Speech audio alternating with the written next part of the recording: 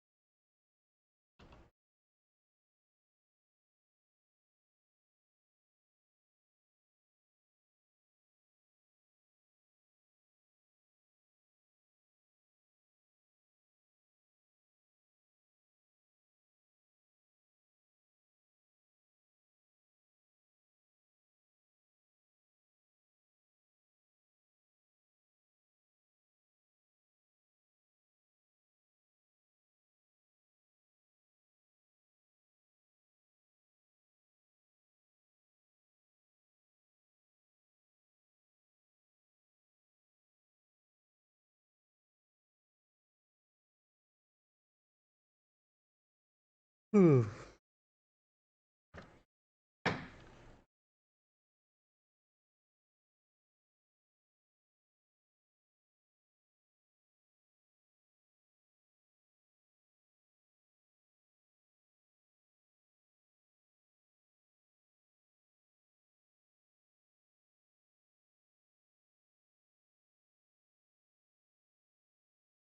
Hey, Jess. Oui, je comprends.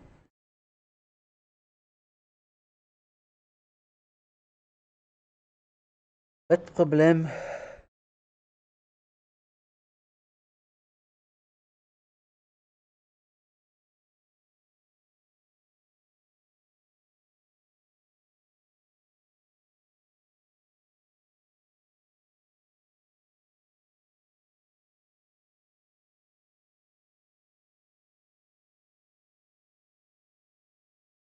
Yeah, I'm quite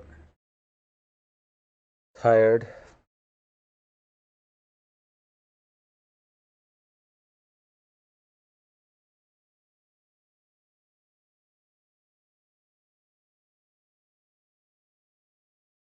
Hmm. Hmm.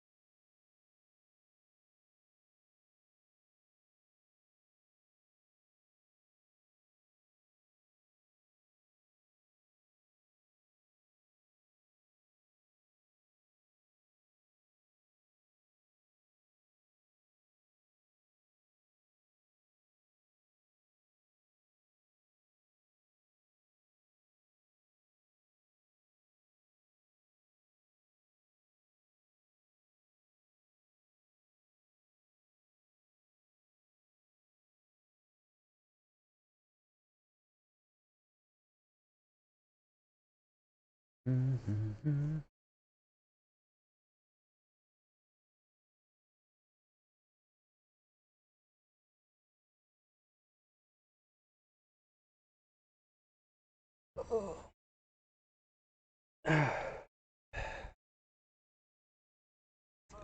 Yeah, Luana.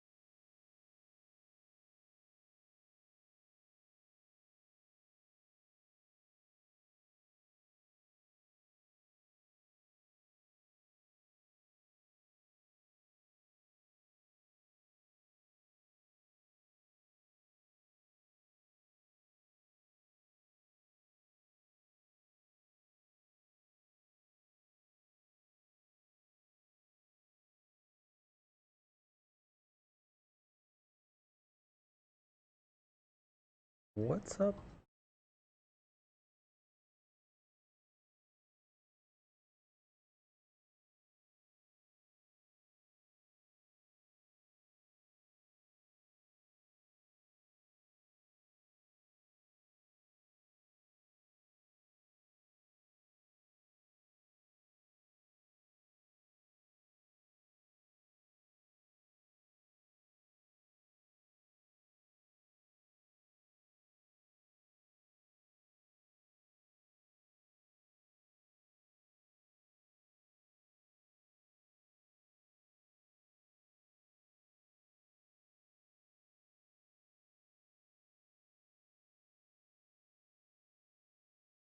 Mhm.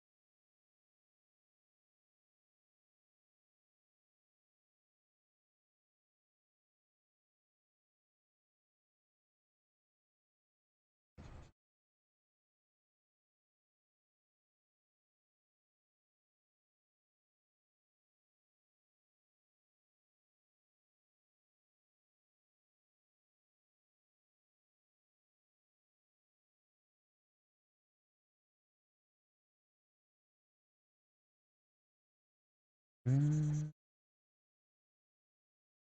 Hey, Nick Winks. Thank you.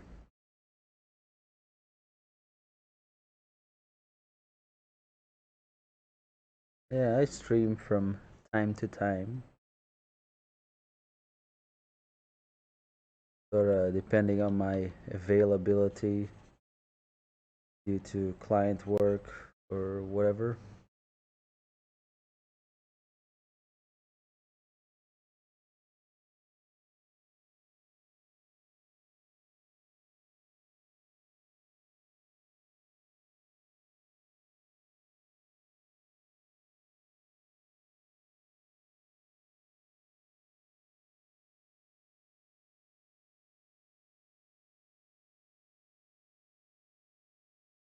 Yeah, just it might be a bit less in the coming months, but if I don't have client work, I kind of like to stream.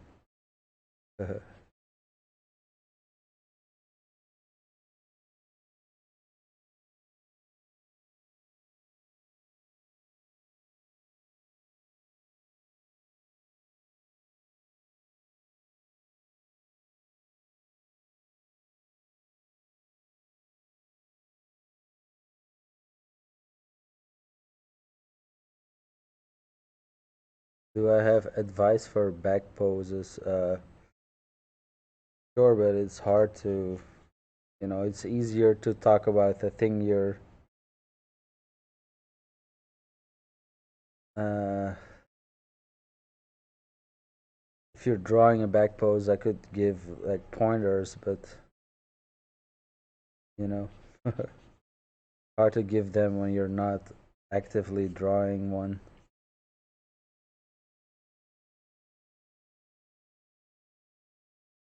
But the back has a lot of complicated shapes. That's true.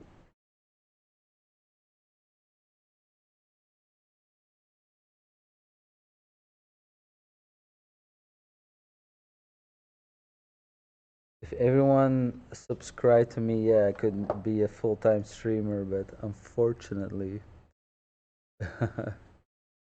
there's some cool back poses in this reference pack. It is very nice, light. Uh, yeah, basically, it starts with recognizing what everything is. If you don't know the muscles, then you don't know what to look for, basically, right? For example, here you have a muscle, here you have a muscle, right?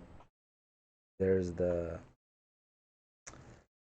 how do you what's it called? The scapula in English, shoulder blade bones here, right?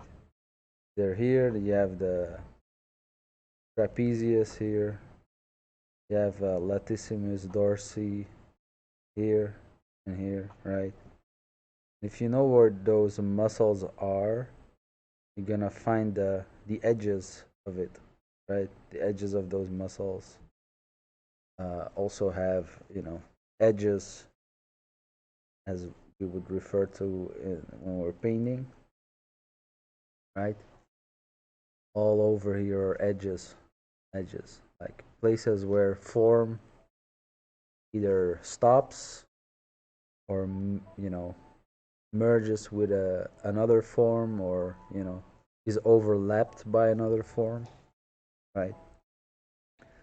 For example, here is a place where an edge this is an edge, like where the form stops, where you reach the boundary.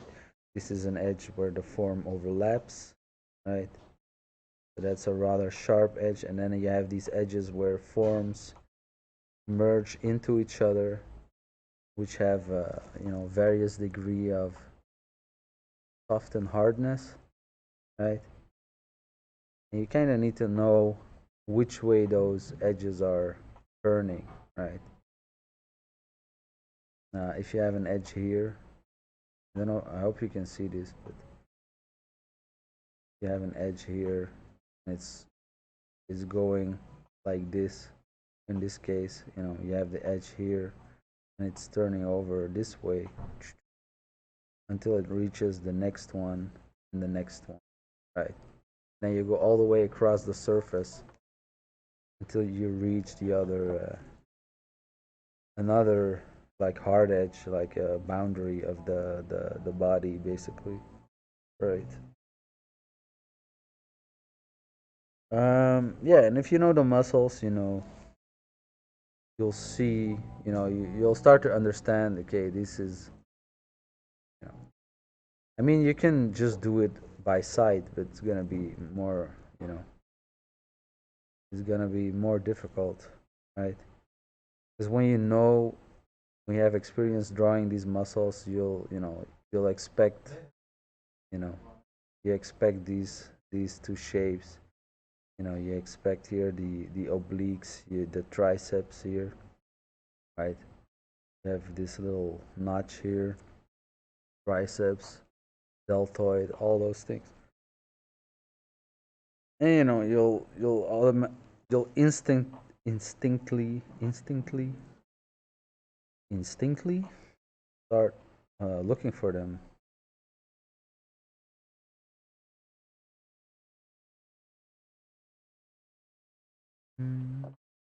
Thanks, Jess, for the 2 months. I wasn't watching the chat for a second. Um,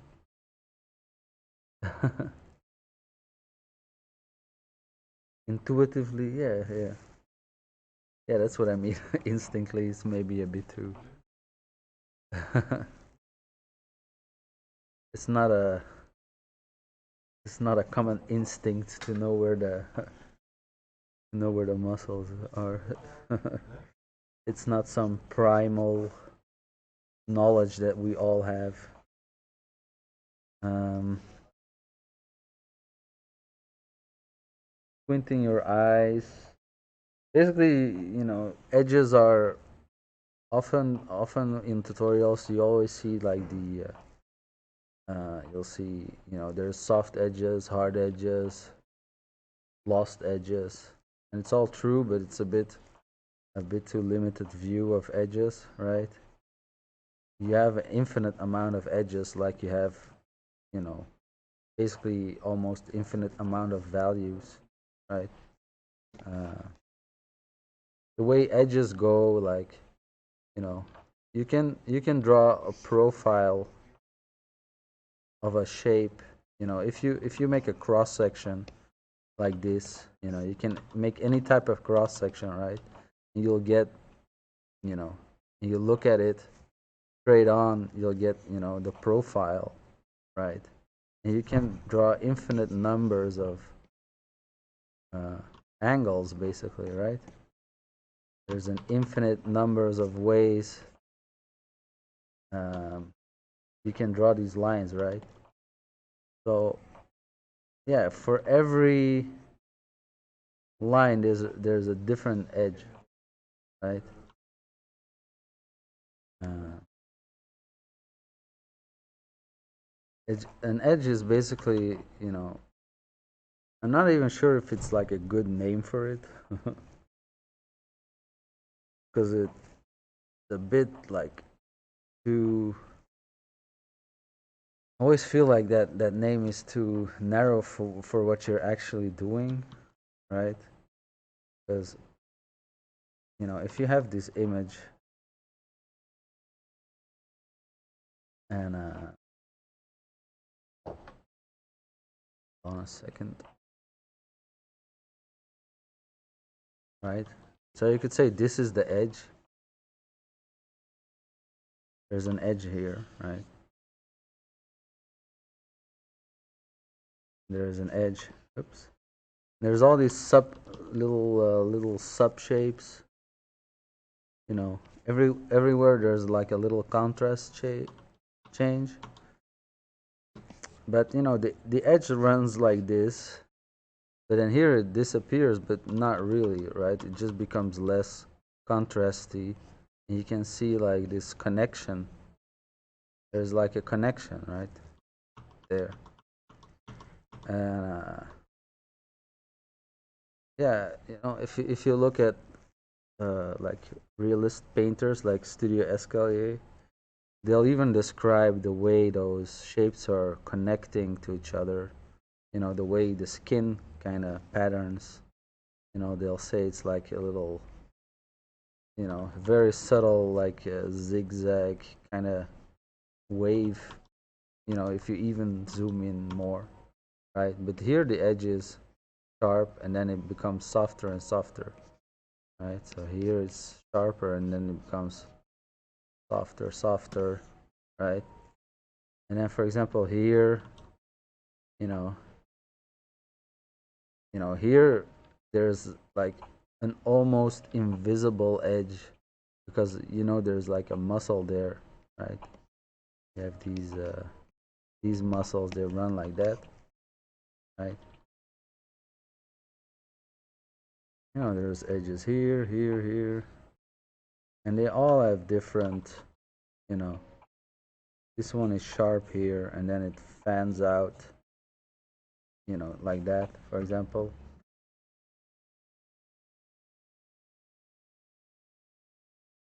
What you're saying is that because that,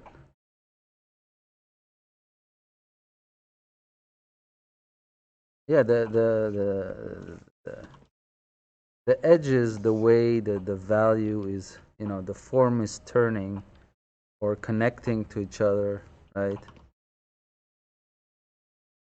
And it's not always, there's not just one soft, you know. So let's say you have a piece of paper, right? And you fold a piece of paper by creasing the paper, right?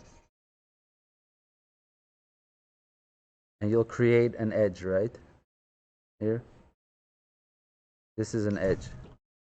You can also slightly bend that piece of paper. You'll get a soft edge, right?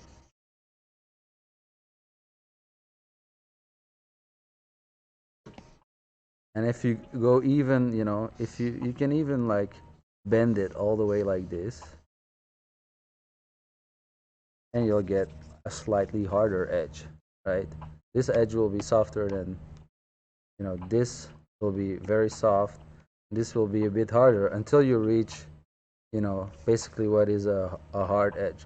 But you can bend this piece of paper any way you like, you know, in an infinite amount of curves. What I mean, there's an infinite amount of, and the sharpness of the edge is determined by the form uh, changing, right? But you could also do something like this, where you pinch the paper,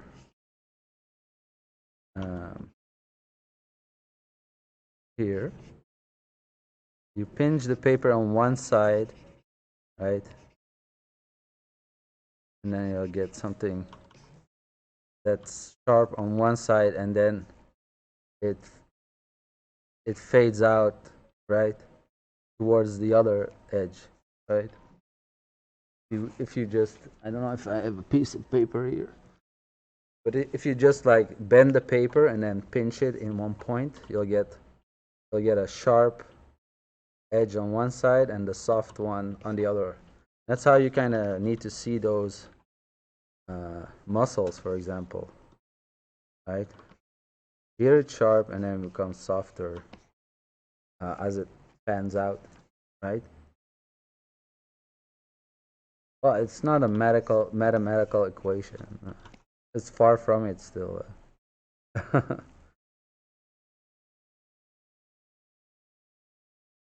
just saying, like, you can control the form by, you know, by changing, uh, you know, the rate at which the value is changing. And you know, once you just realize that principle, it's not really, you know, there's no calculations to be done. It's just like, you know, you just notice it on the you just start to notice the, you know, like the way those forms are connecting with each other. So what you get with really good origami artists, right? They'll start to bend paper in such ways that it becomes, you know, it starts to form really like realistic shapes, right? And a really good origami artist could like make a face from paper, right? Just by creasing and bending the paper.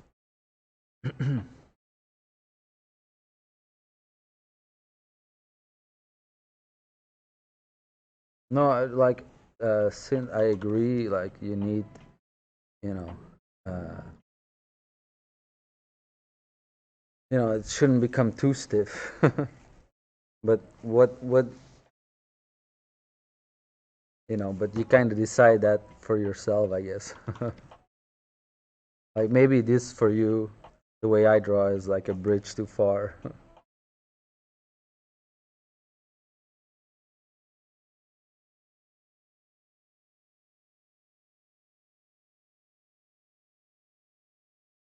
And there needs to be there needs to be a balance between productivity and correctness as well.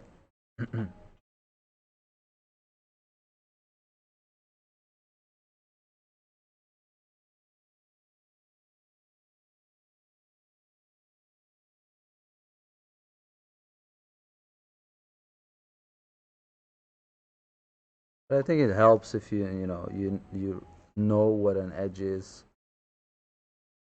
as opposed to, like, I mean this piece of theory that you see everywhere, um, which I think is the most common thing here, is found edge, hard edge, lost edge, soft edge. It's true. It's soft, it's sharp. There's also edges that are, you know, between those two. Between soft and sharp, there's a lot more types of edges, basically, right? But those you could say are the, like, the general groups of edges. Lost edges are, for example, yeah, when you have something like I don't know if there's an example here. Um, yeah, like almost here, for example, when you have this nose here, right? There's still an edge there, but sometimes you just have two two values, two places, and then the edge is like almost invisible, but they're still part of different, different parts, basically.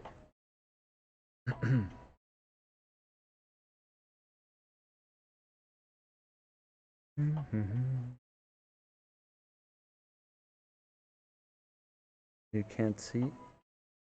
Is my what? Is this thing too big?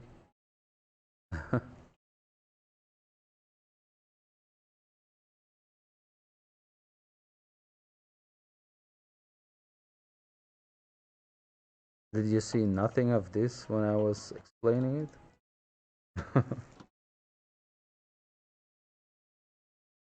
Sorry, my screen is a mess.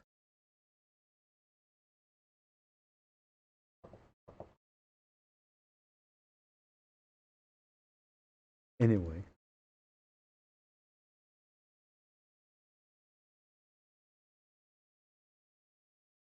Oh, okay. Um, how much time per day do you end up working, streaming, and how much time remains for leisure or sport? Um, I tend to follow just like some kind of 9 to 5.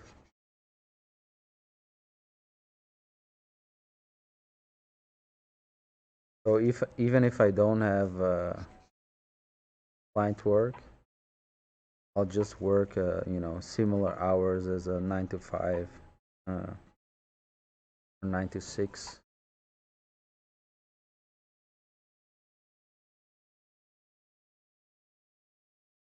But I got 2 kids, so what is time? I don't know.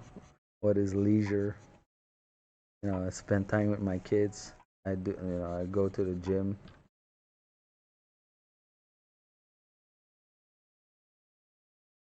But yeah, I could use some more hours in the day.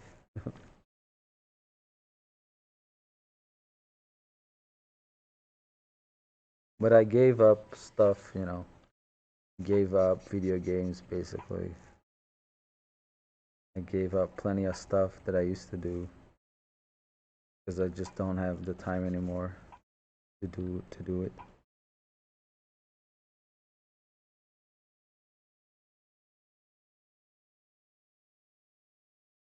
And I also have, too little sleep.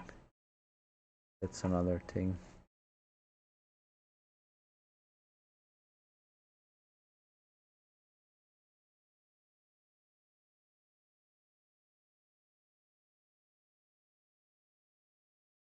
Like I moved my TV watching and stuff to the night where I should be sleeping.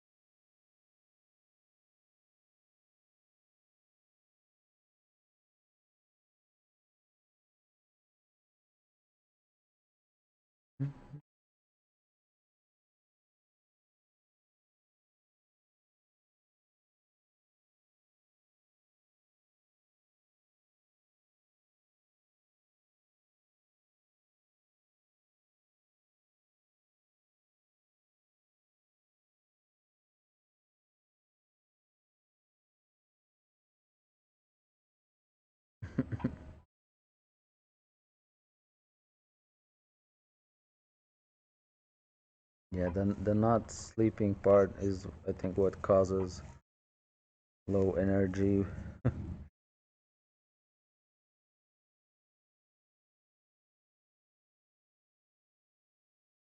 for me, at least.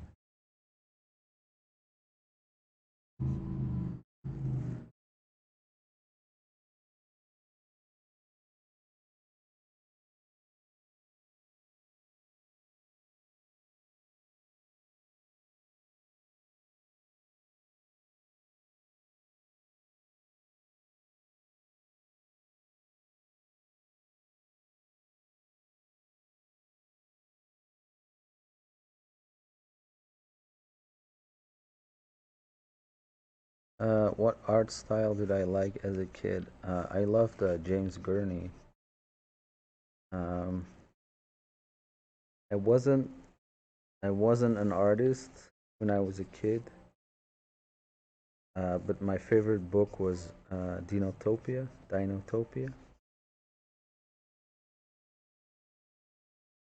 Um, yeah, I used to go rent it in the library, um, and then when it was when it was due, I would just rent it right back. I'd steal it from the little trolley where the librarian put it on, and just rent it right back.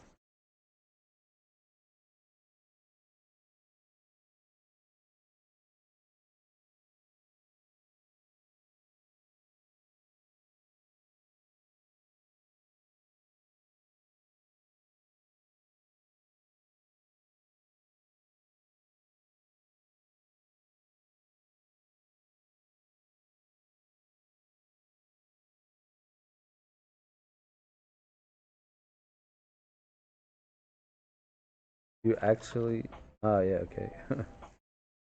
Yeah, yeah, me too. I had no idea it was like an alive person when I was a kid. I thought it was some old art style, something like from a guy who already, you know, was already dead or something.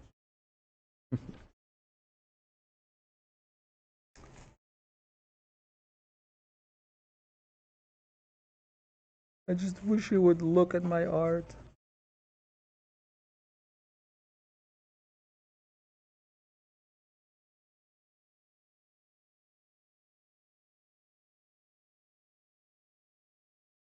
Um,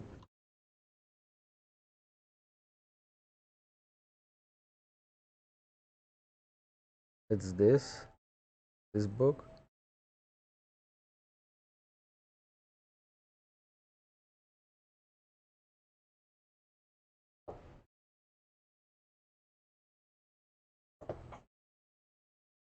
it's really like amazing stuff.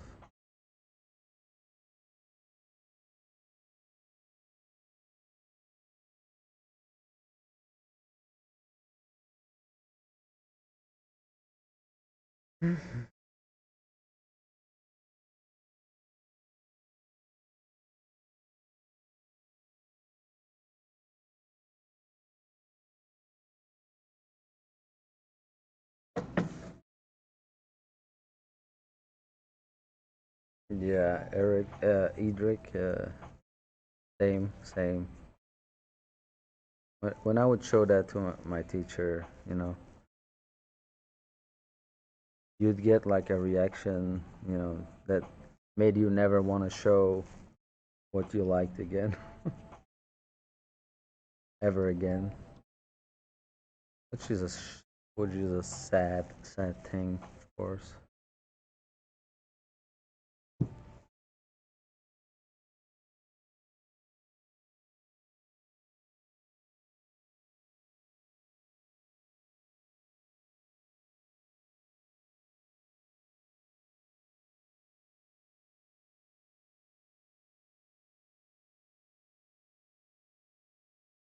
They tried to convince you there was like good a good taste and childish childish taste.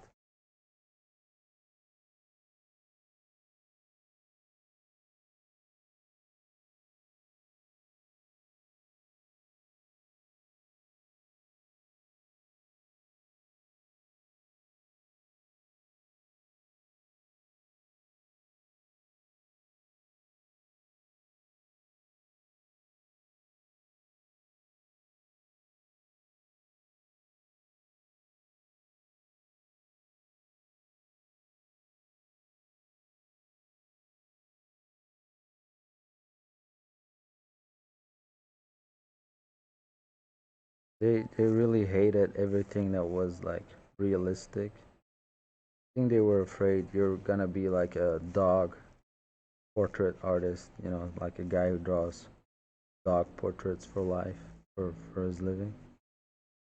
I don't know.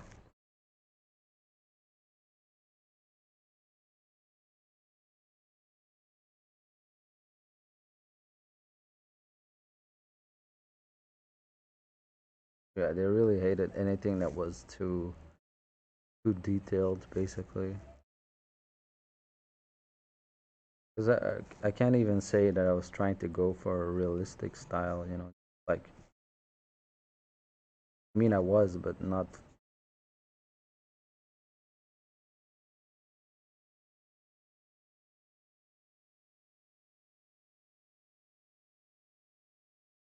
I wasn't trying to be a photocopy machine. I was just interested in really learning how to draw properly.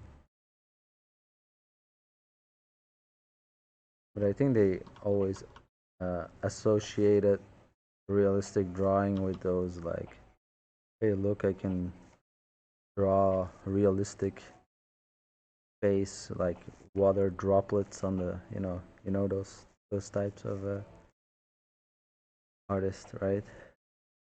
Ones that draw, this, they copy the realistic photographs.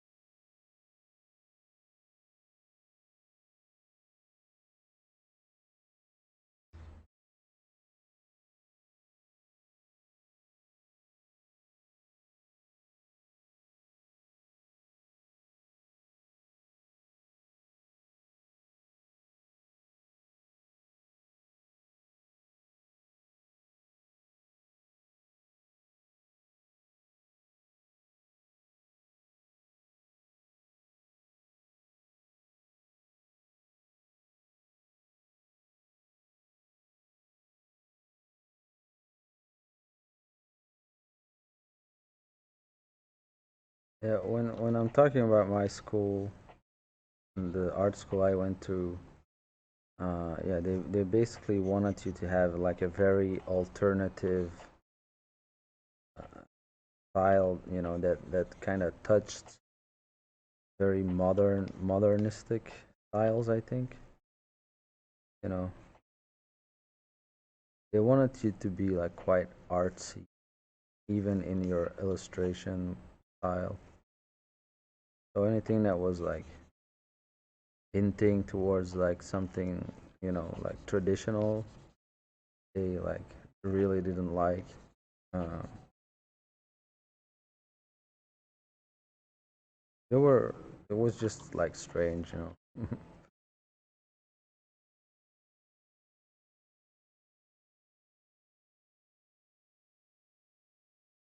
They wanted you to be like very experimental with style and you know.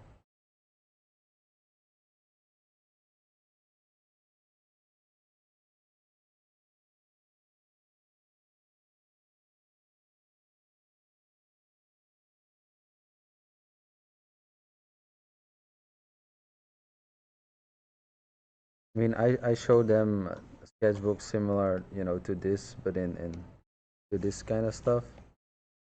Uh, but in moleskin, right? And like one of the illustration teachers, you know, just flat out said to my face, "Yeah, you shouldn't draw like that."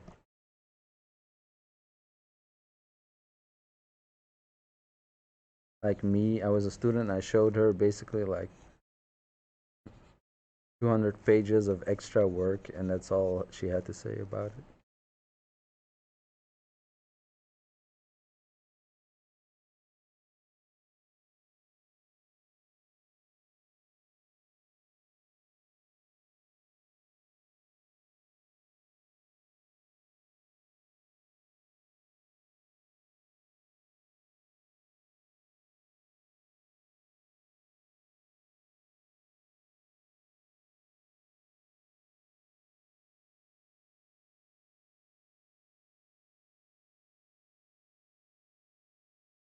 Does she follow you on Steam?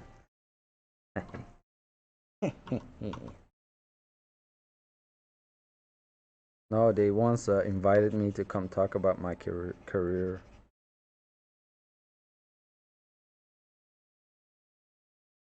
So it was a bit strange.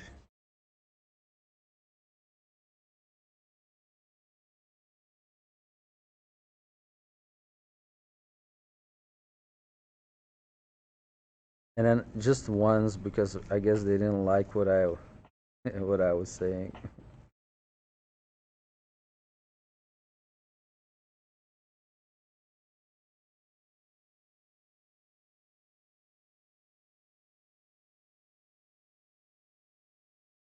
Mhm.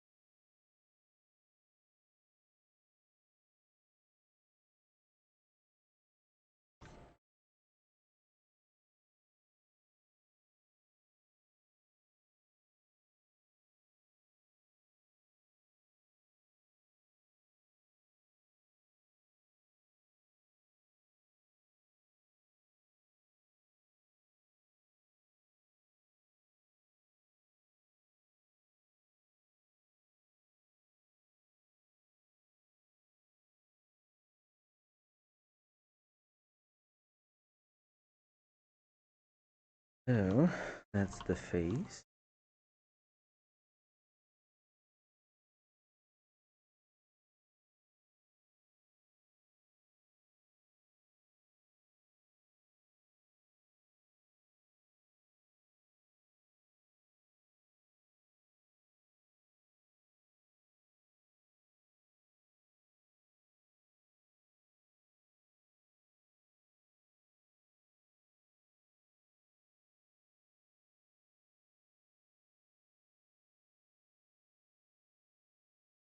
I'm kind of moving in like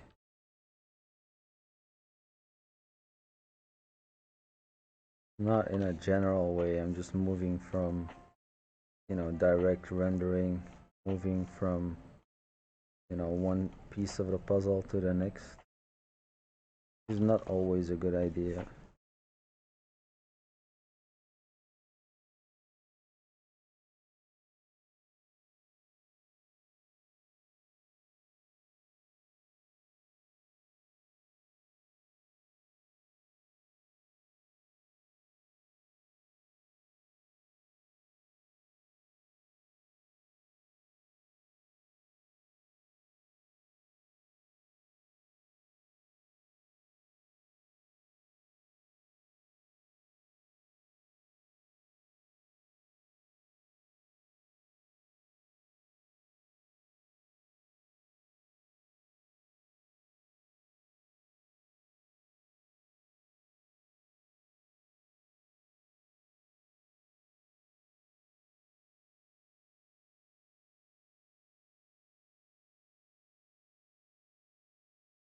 How do I not get distracted? It's a habit I built up um, over, you know, I wasn't, you know, I still don't think I'm like the best. I still don't think I have the best work ethic. Um, but I'm actually really enjoying just, you know, scratching the screen. It's just like I like doing that.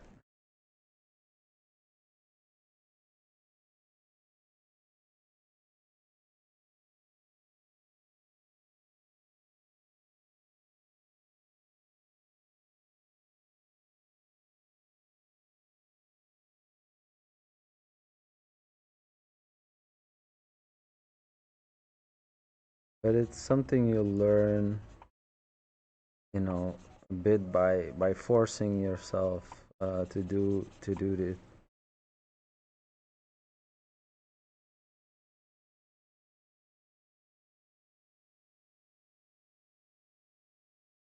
And you get better at it because also you get better at drawing, and then it's more fun. I understand it's not, if you feel like everything's super bad, then it's gonna be, hard to keep keep it up, maybe, you know.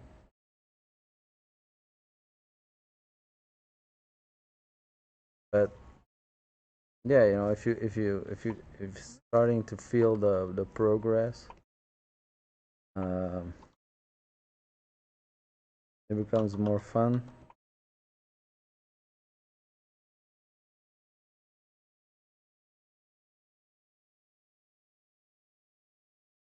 I've also had times where I thought everything just sucked, and but those you'll also have that um, when you're actually good. So that's kind of relative. You're always gonna feel that a bit.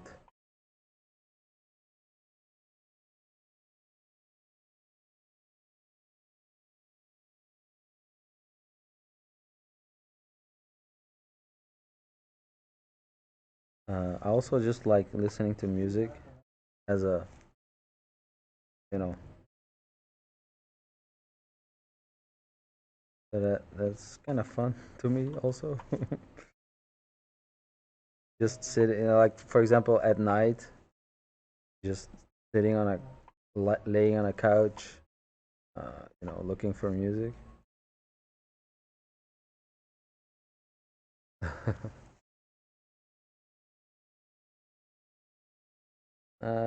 There are apps that can block specific sites.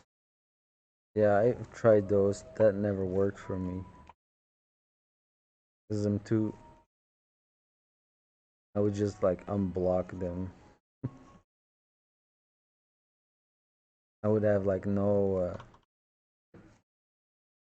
character, and just that stuff never worked for me. um, I deleted my Facebook. Like I've been trying to delete my Facebook for a long time, but then I was just I couldn't get past the 30 days thing. I always find a reason to log back in. And eventually I just made a temporary email address, created like a random password, that's super long, copied it, uh, used it for the temporary email address, changed my Facebook password to the same string of 40 character string, and then removed all the phone numbers and whatnot, so now I can't recover the password, so it'll delete itself.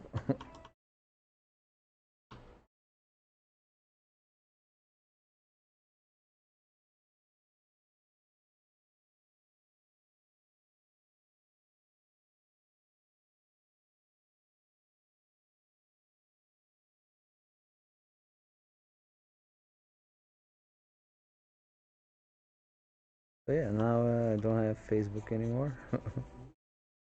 I'm still not past the 30 days, but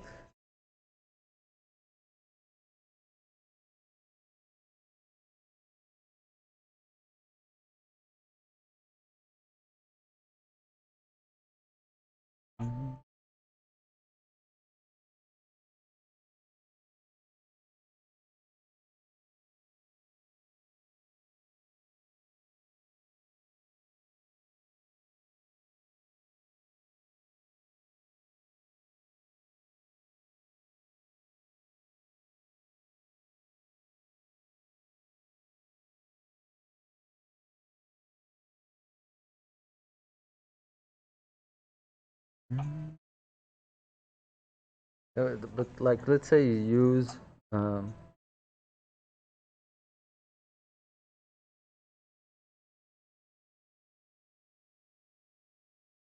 there's an app that's called Turkey and doesn't even let you uninstall it. You have to email the company so it will let you unblock the app you want. Oh yeah. Yeah, I had that problem with blockers, is that you could always just uninstall them. But the thing is though, like even if let's say you want to quit, I know whatever website, common site is porn. Say you want to block porn sites, there's always the mobile phone. And it's like, yeah, it's easier to block stuff on PC, or but not on you can always like uninstall stuff on mobile phones.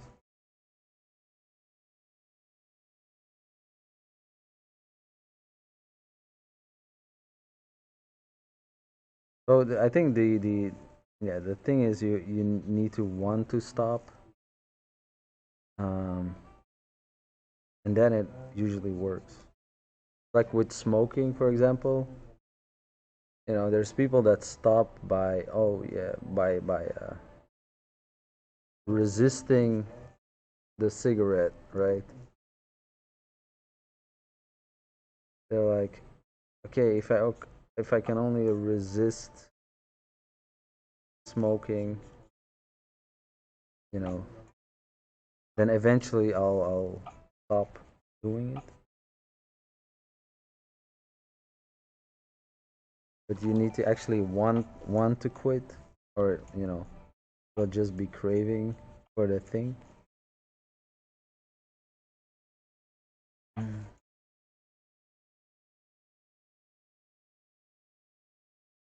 Like my dad, for example, he quit smoking cold turkey while still having smokes in his pocket. He just,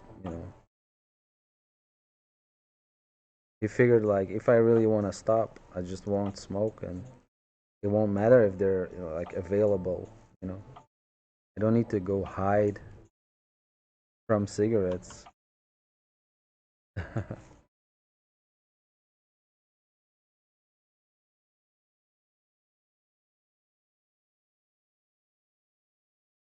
Cool, man. That's great, Lucky.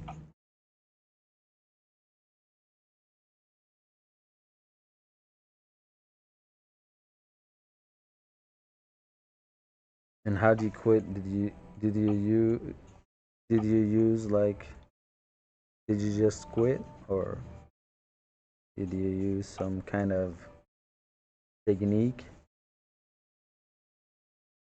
I mean, I'm pretty sure that I would have a hard time quitting smoking, but I never started. So, but I'm sure I would be hard for me.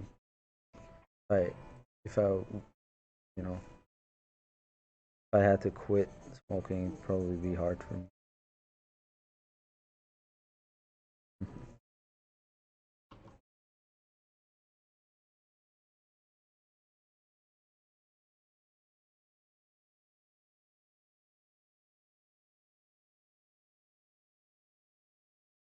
Mhm.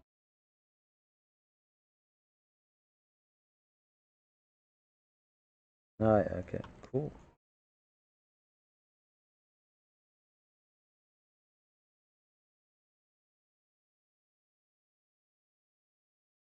Mhm.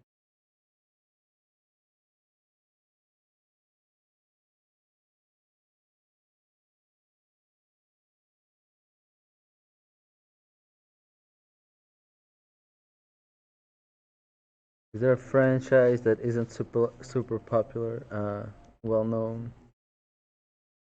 Mm,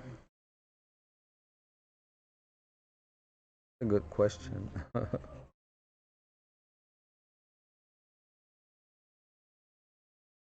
Something like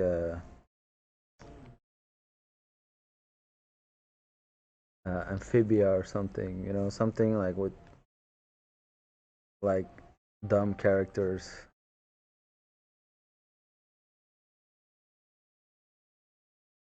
If it's on Netflix, can we count it as not popular, or is it automatically popular when it's on Netflix?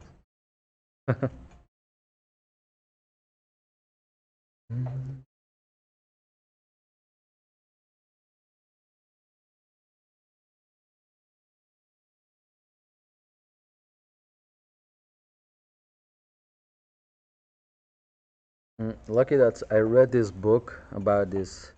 It's like this stop to smoke book, and it was actually kind of interesting. Like the guy who wrote the book, he also has like a private practice helping people stopping with smoking, and he's saying like the most addicted person that he saw was a guy who smoked only one cigarette a day. Um,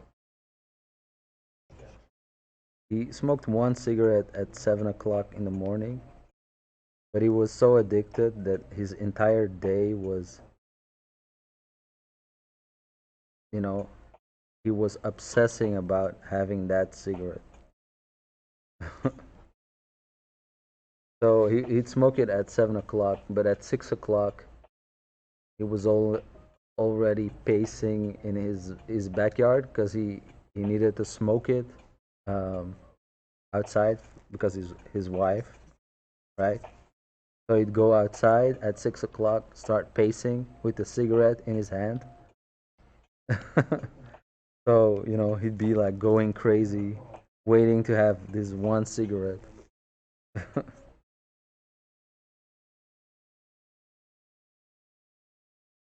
Oh yeah, and the guy from the book, like, that was my most addicted client, and he only smoked. He just had that much restraint to not smoke that cigarette.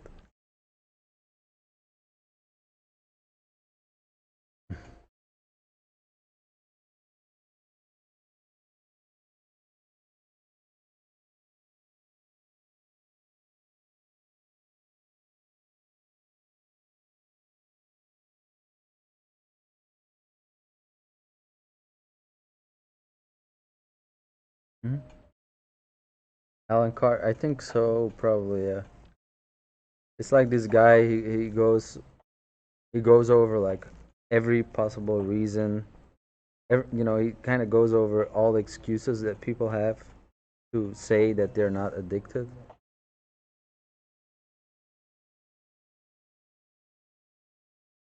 The only thing he didn't touch, because I read it just because it, is kind of claiming that his book was the most effective. So I thought that was interesting to read. But I think if I were to smoke, I would realize that I was addicted, but I'd be like a heroin addict. You should stop doing, and you're addicted, but I just would smoke anyway. Like, I would know it's because of an addiction. I would just realize it and not stop. No.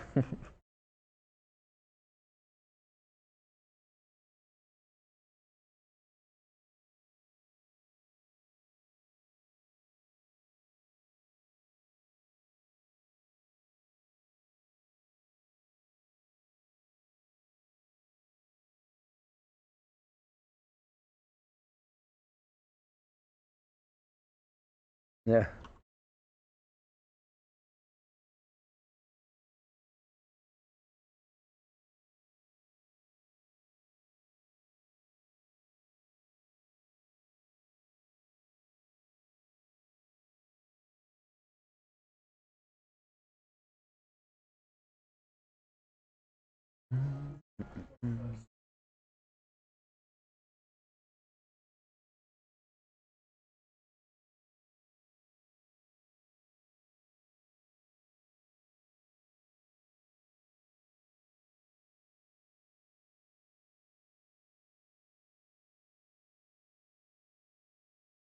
Mhm.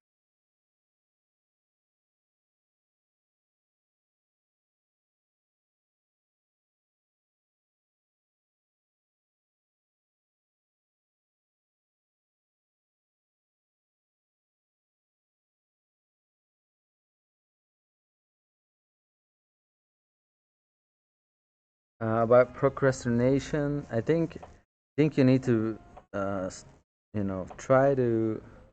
What helps sometimes is that you try to just say, okay, I'm gonna do it. I'm gonna do it for 5 minutes, or just I'm gonna draw for 1 minute, and you usually end up drawing for longer than that. The hard part about, like, say, going to the gym is to actually go there, right? Physically go there. Um, but once you're there and you're working, you usually end up, just doing what you need to do, I think.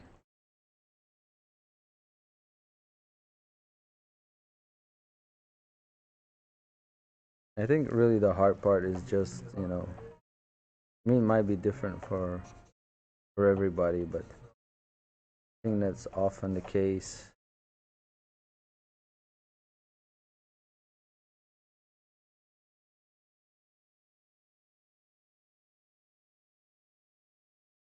But you need to form like a habit.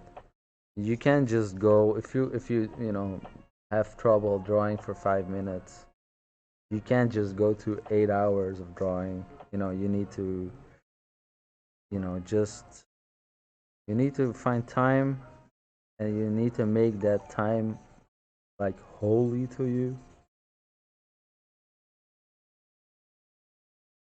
Make sure no you find, or you find a time that would be that's always like kind of wasted. Like, let's say you take the bus. um like, I used to take the bus to school, and it was 40 minutes. um so in the beginning, I would just always fall asleep on the bus. um but at a certain point, I kind of forced myself to just start drawing on the bus. And then, the bus is super boring, and I would just start. I started to draw on when I took the subway, the bus. And then I had a yeah I had like a I had 2 times 40 minutes per day. That I was already drawing on. And another thing I did was, instead of going home straight away from school, just go into the city and with my sketchbook, um, and then just draw the landscape, and draw people on a square or something. Because I knew, like, if I would go home, then I would just either you know play video games, or sit on sleep, or watch TV or whatever, because it's too comfortable. So by going into the city by myself, it's also a bit boring unless you like start drinking or whatever. You gotta do something. And you went all the way to the place. You went all the way to the park. Now you just gotta draw.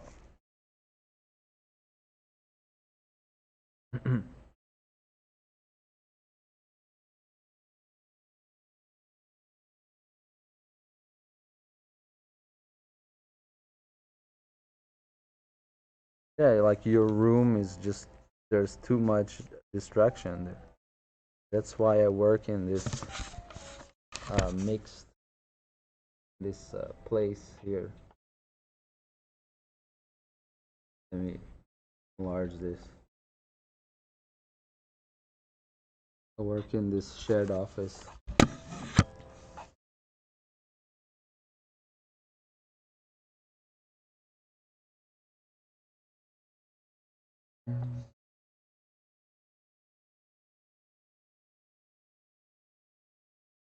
Because I know when I work by myself in my own house, I get distracted and I don't work. And I even used to do my work in like coffee shops.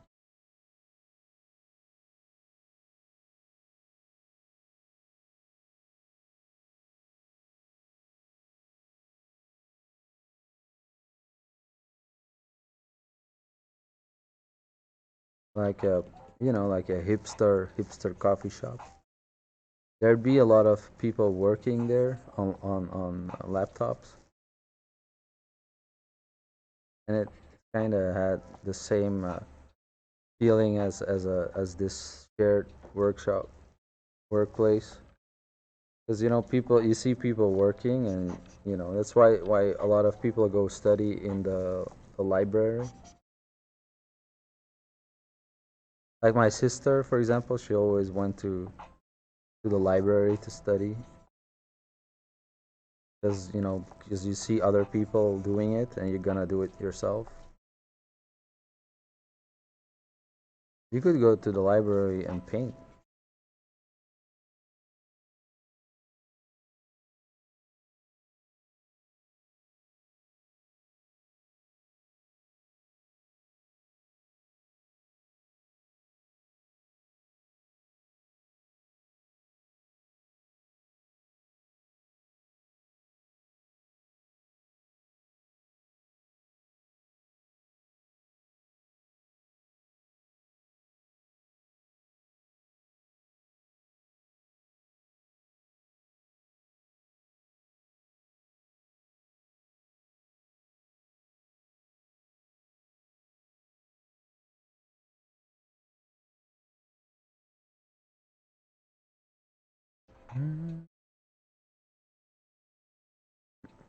Goat, please no. No. We don't want to live in a. I hope you're not gonna live in some kind of dystopian future.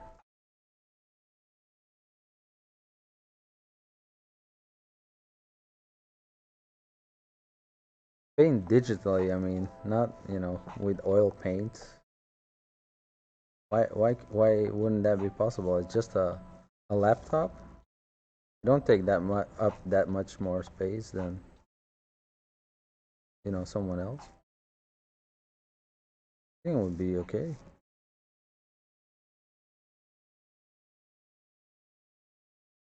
Mhm.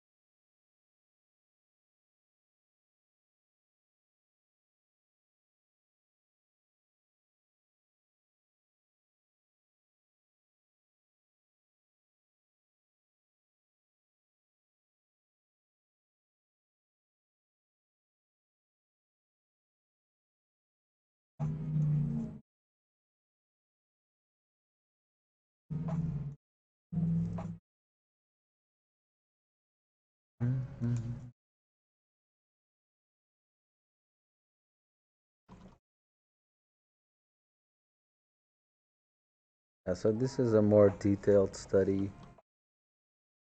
because I bought this reference set.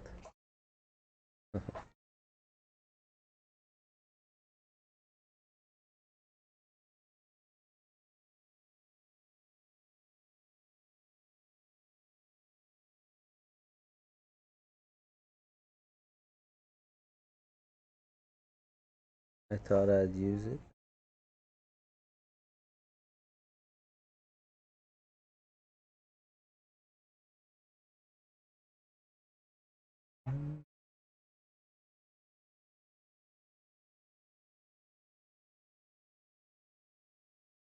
For coloring, I use this one.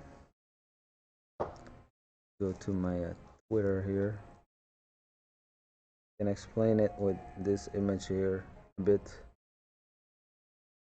Um, so I always start, okay, now I'm doing this kind of digital pencil technique. It's not what I would use if I were to work professionally. So I'd start up with a different brush. First, do my design black and white. Uh, Then I transform it to, some kind of duotone, basically. Can be with an overlay layer or gradient map. um, I kind of try to get like a little warm cool contrast, like shift the highlights to, more to cool, the a cool color or warm color. um, then 3 here is just a new layer with on color mode, and then just add local color, basically. uh, like, you know in this case, like, I'm going cooler in the shadows. So I'm painting with some like grays, basically. And then in step 4, I think I'm been a while since I painted it, but I think I just made a new layer, a multiply layer, and then picked colors on the canvas, and then painted with the on the multiply layer, so I could like deepen the contrast. Uh, yeah, and then step 5 is just painting opaquely over everything. Just like manually picking colors and blending stuff. Mhm.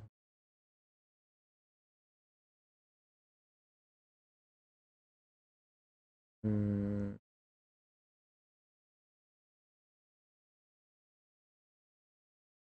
yeah, here is the same thing, in this portrait. In this case, I rendered it pretty far out. You can go to color earlier, also possible.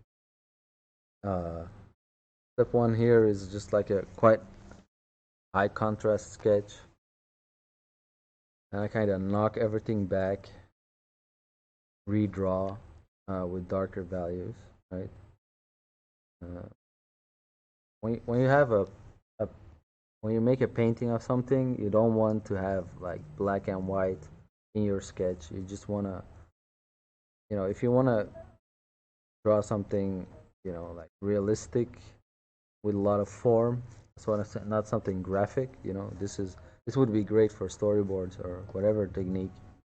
But yeah, if you want to really render stuff, then yeah, what you want to do is knock everything back and then build up the value again, right? You want to keep those very light values. For example, you need it for reflection in the eye. If you look at this photograph, the only place that has a very bright value is those little dots here, right, and this spot. Everything else is kind of gray.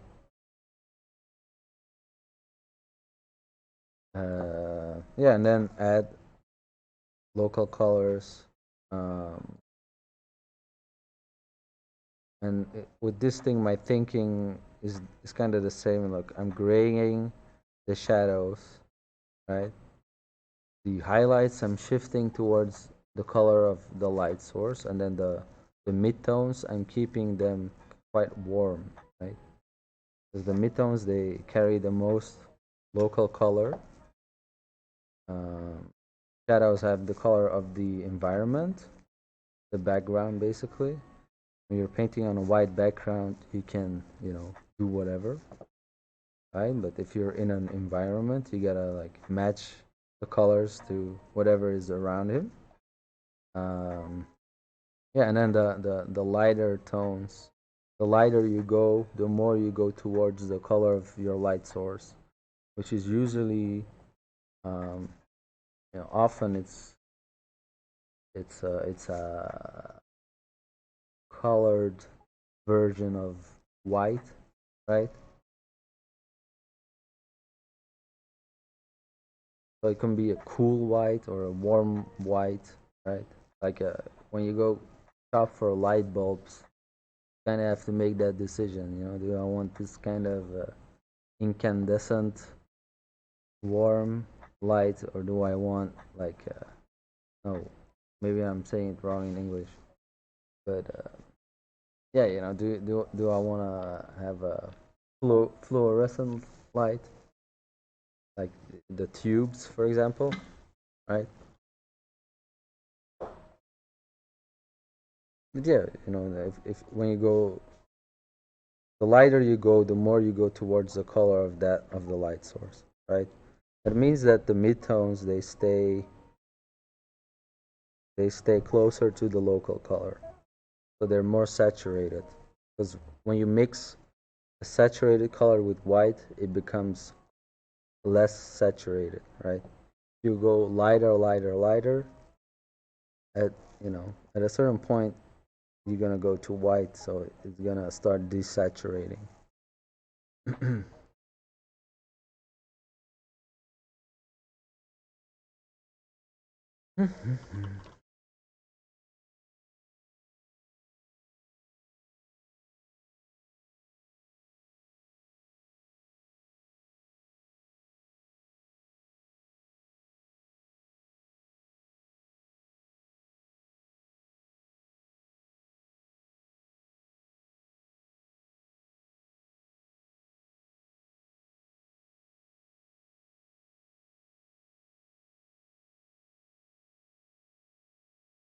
I'm gonna try and follow my own advice and make everything darker except those few places.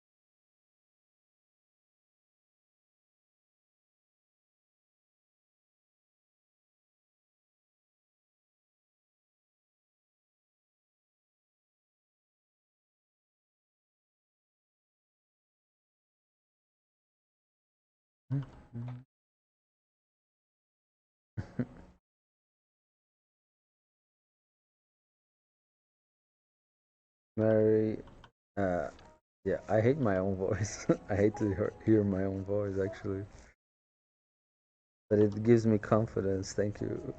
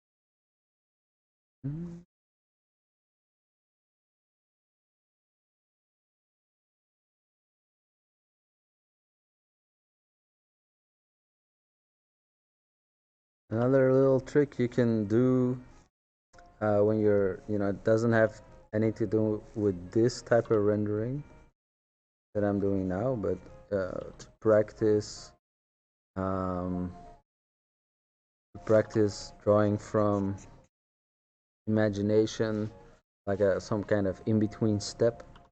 You can draw from thumbnails, for example. You know, make your thumbnail, uh, this big, and then try to draw it more detailed.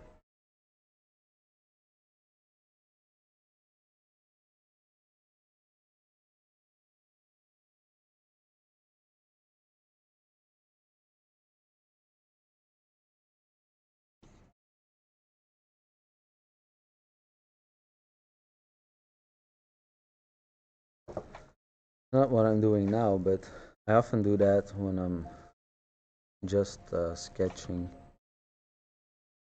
just doing like gestures or whatever. You don't always need to make, draw from full resolution images.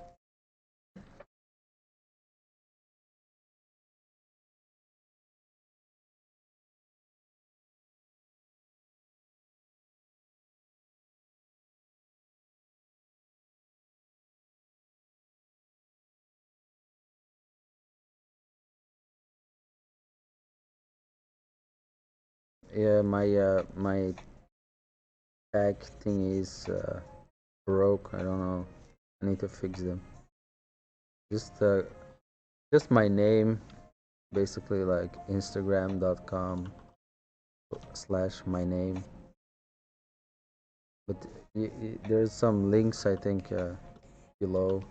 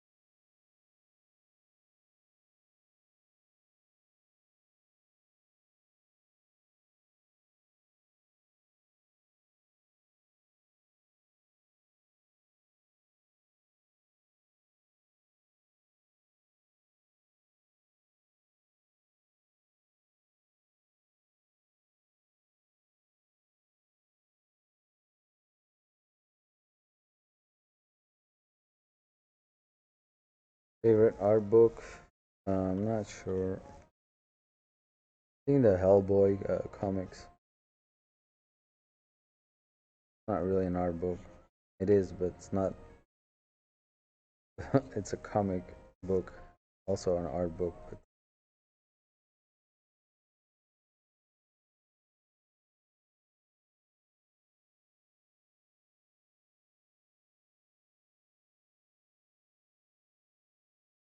um, yeah, I have like the James Jean sketchbooks, uh, art books. Really like those.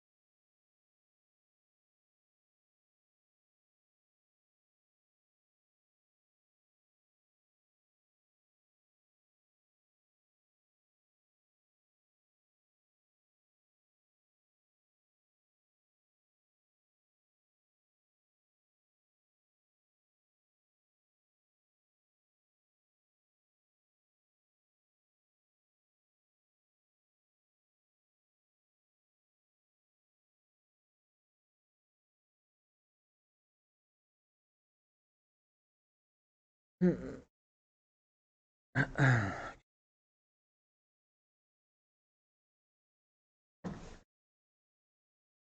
you say it's a good idea to redraw stuff from art books? Sure, like a master study.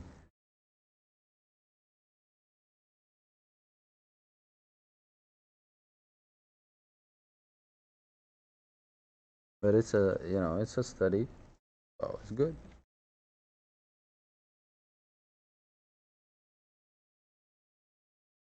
Try to you always need to try.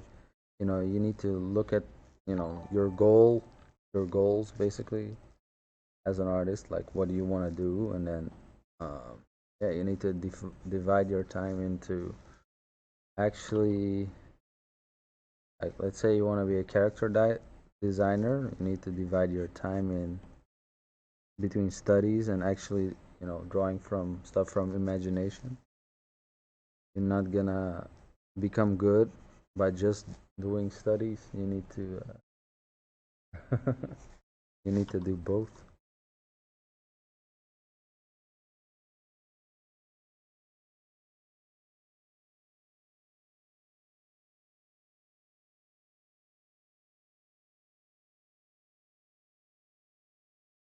You're only gonna get good at drawing from imagination if you actually do it, not just by doing a million master studies.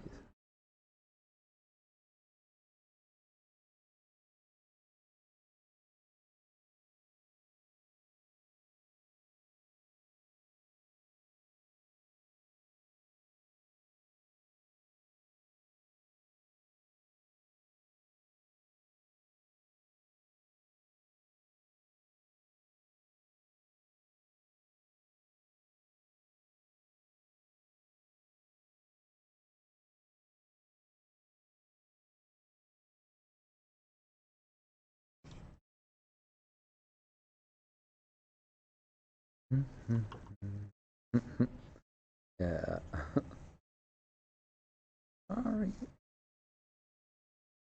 Sorry about that.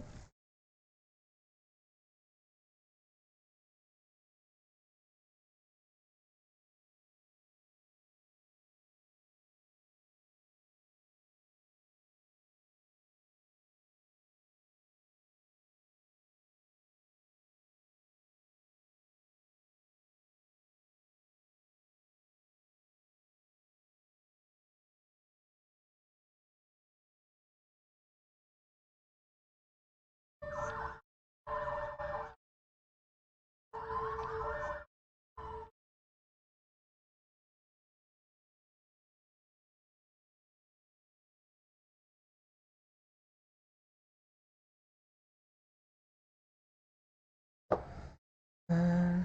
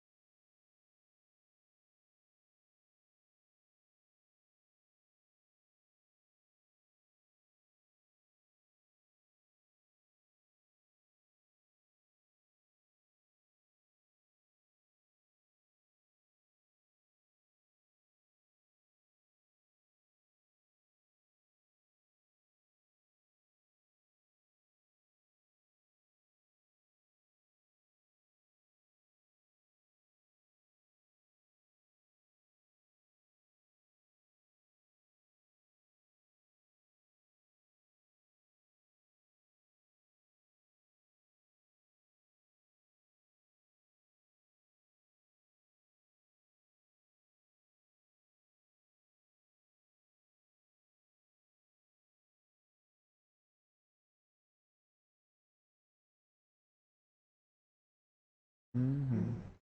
See you, Edric. Thank you. I'm more talkative than usual today.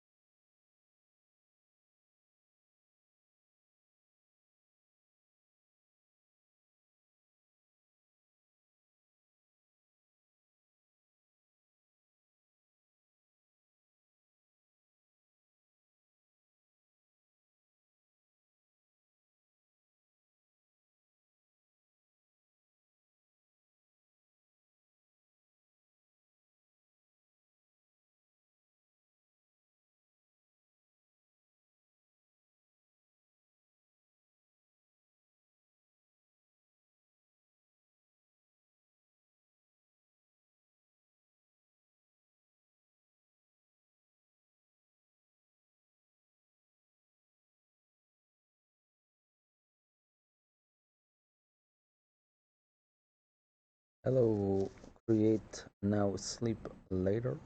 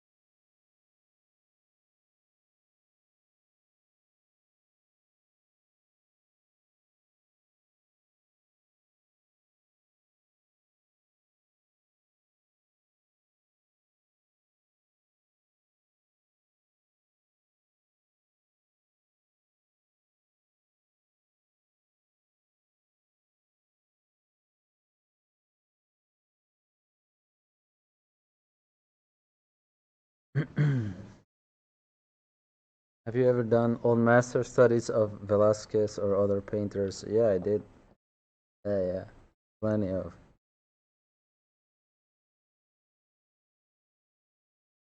I had this whole period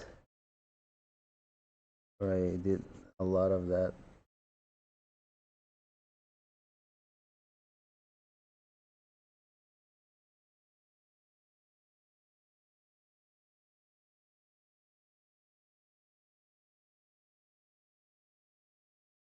They're still online somewhere.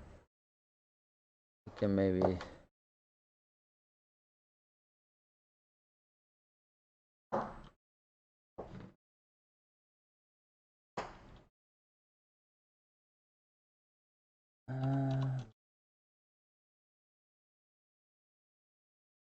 If I go to my old blog.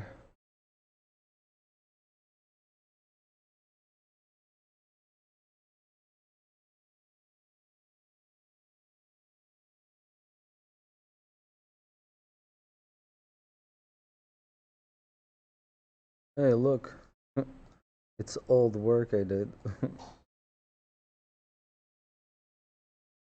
Old characters.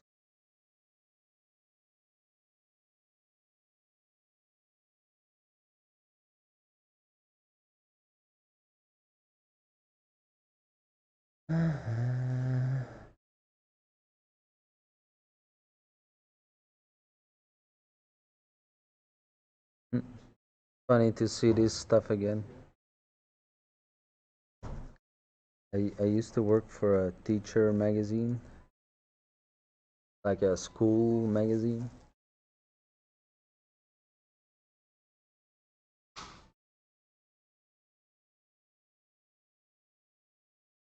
Funny to see that style again.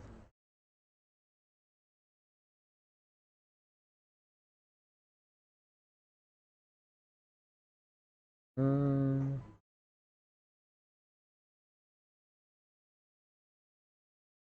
yeah, I used to do this mix between ink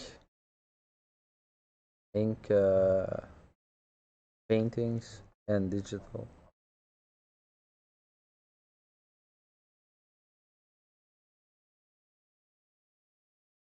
Mm, most of them are broken. And,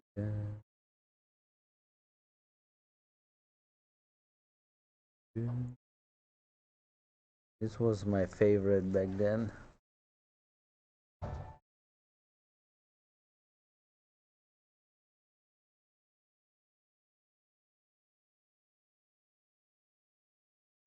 Too bad all of these are broken.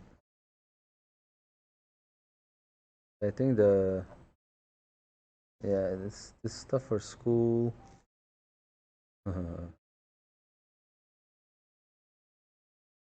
This kind of stuff I did for school.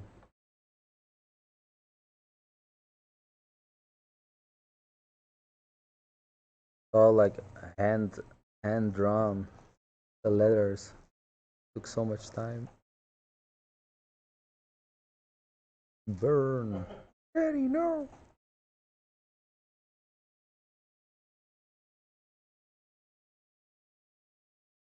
This is my girlfriend's grandmother. Should send that to her.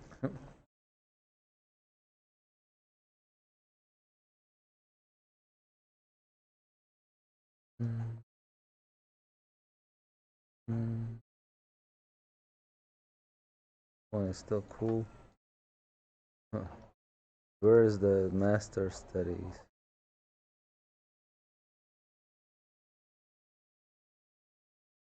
Oh, vampire, girl, knight, mm, fantasy characters. I don't know. They're gone.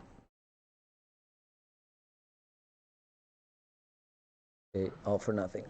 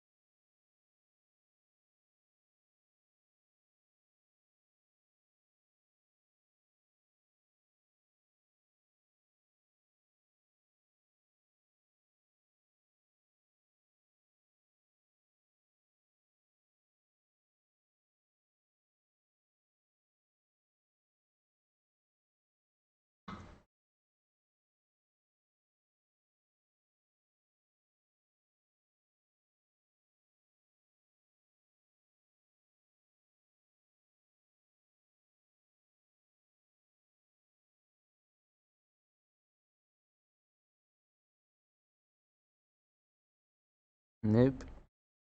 No master studies.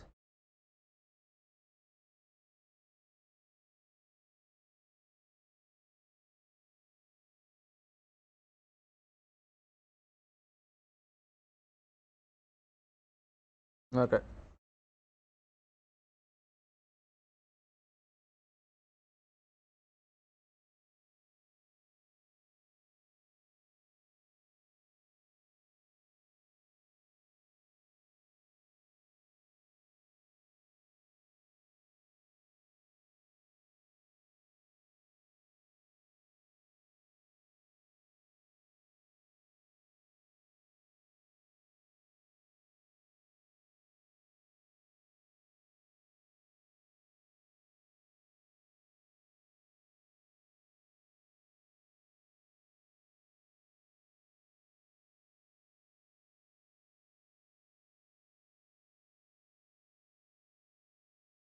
Mm.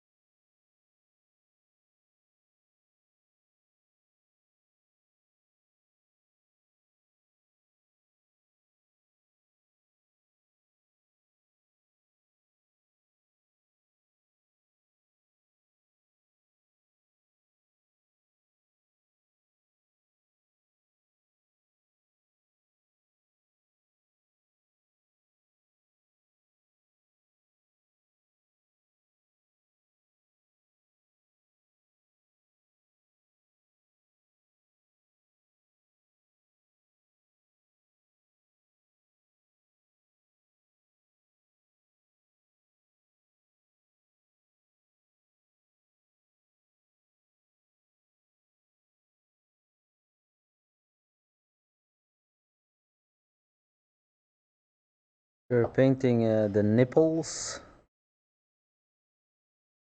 Good trick. Always a little shadow and a dot. That's it. Can't make the dot too bright. It'll look strange. You can't make it white. You gotta make it a bit gray.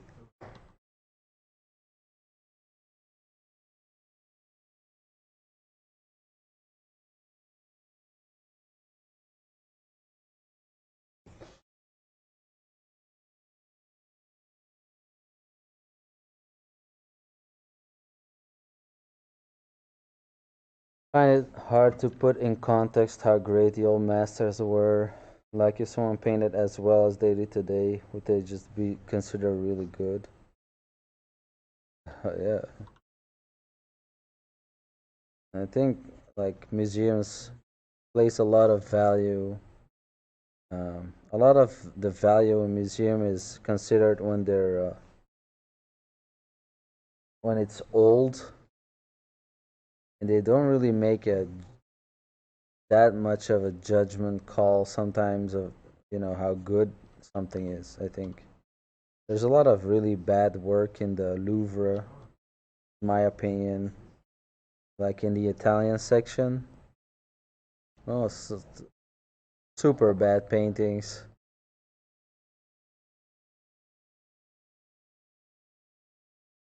I mean, you can clearly see sometimes that they follow the style of that's popular, but they're not actually that talented or something.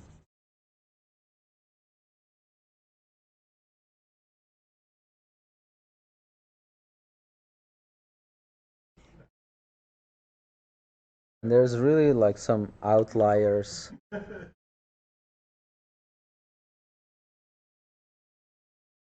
like like when you have like Van Eyck, like student of Rubens, he's just like head and shoulders above his peers.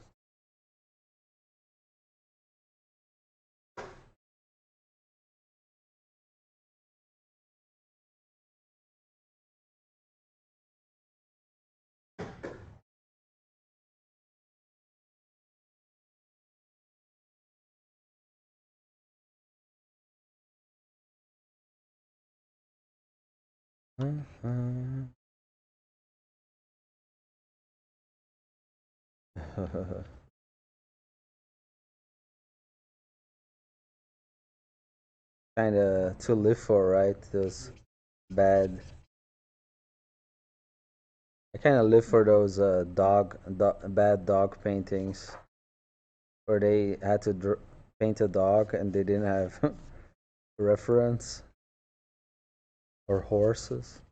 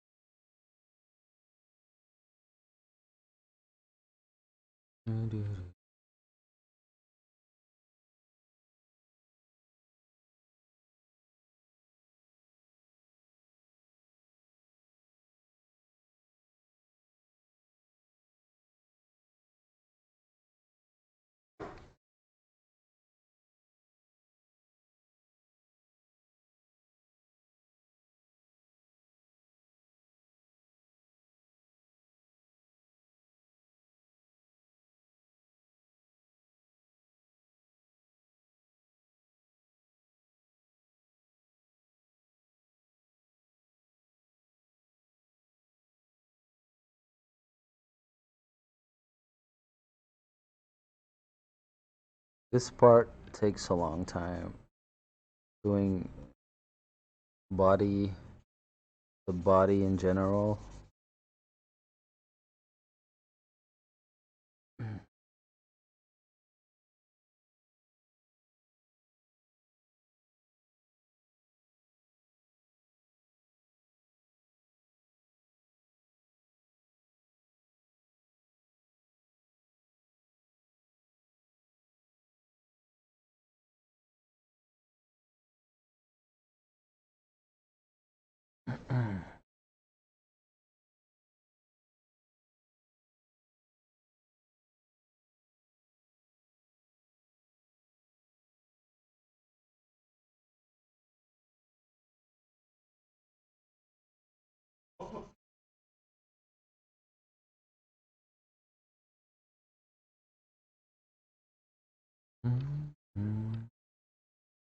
How will a piece like this usually take you? Well, to be honest, haven't done a piece like this before, so I am not sure.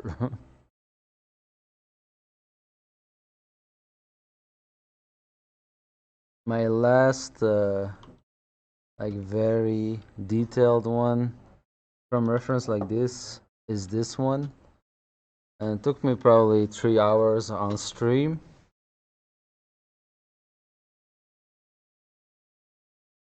Um, but it's not as detailed I'm going now. I'm really going like full on, full on rendering right now.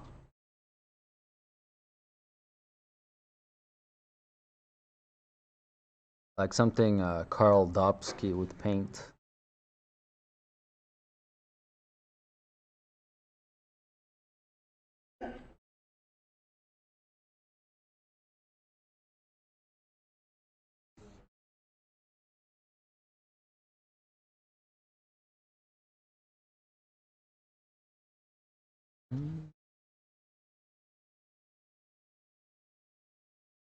According to our directives, pieces like this should only take 5 to 10 minutes.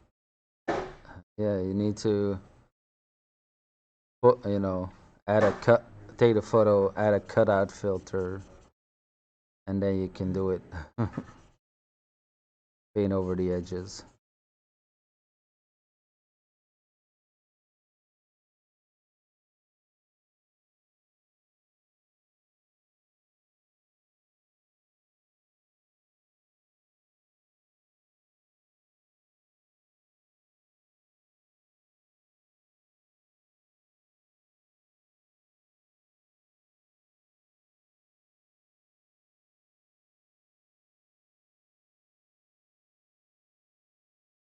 So if I go from the nipple, if I go from the neck, I shouldn't be at the nipple. But what I think I did, rather than fix this part here, is I made this part here should be more here.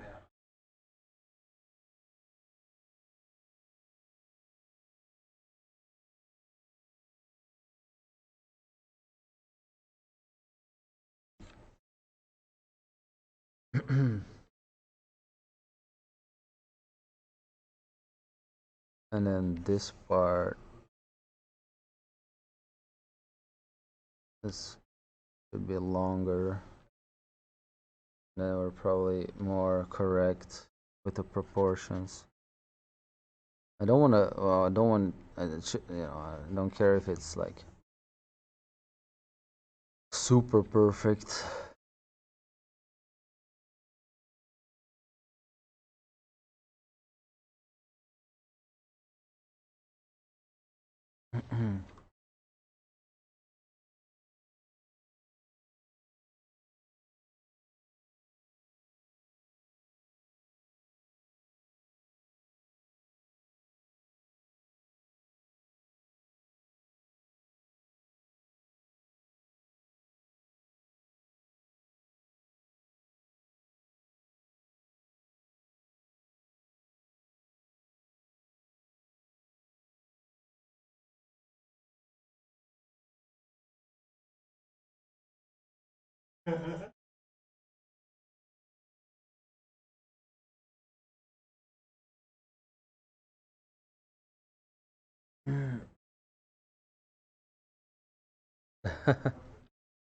Yeah, man. Nipples are. I always do it like this. I just make a gray, right?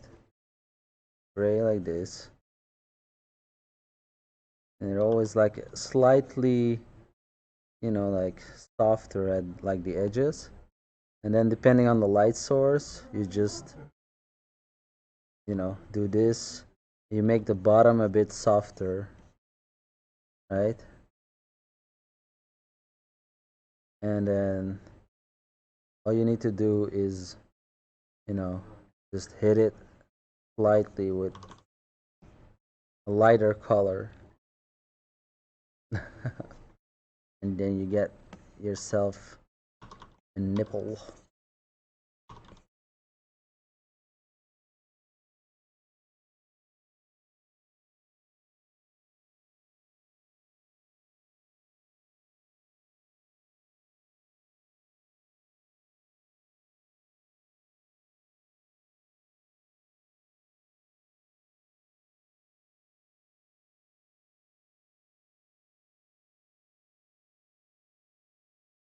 Mm. Did you leave out the dark arm shadow for a reason? Where here? It's still in progress.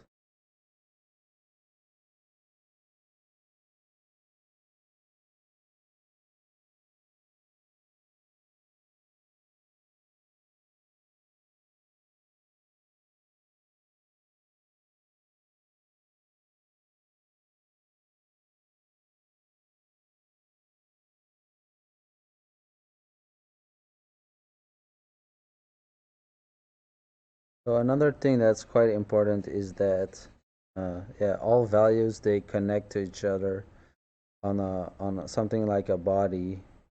Um,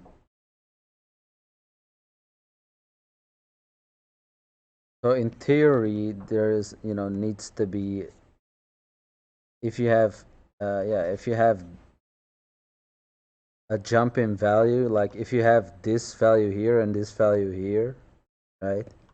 There's a sudden jump in value. If you wanted to make it, you know, like realistic, there needs to be a transition from this value to this value.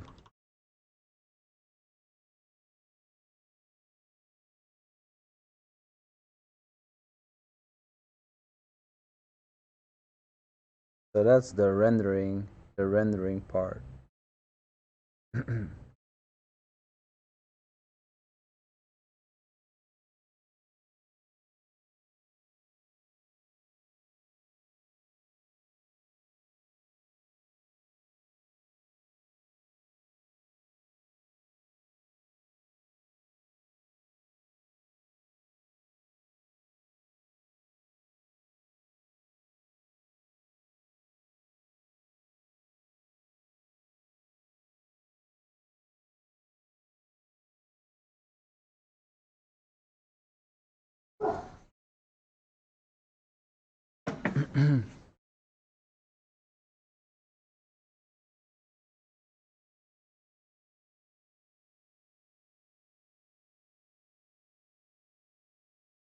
Every time you're uh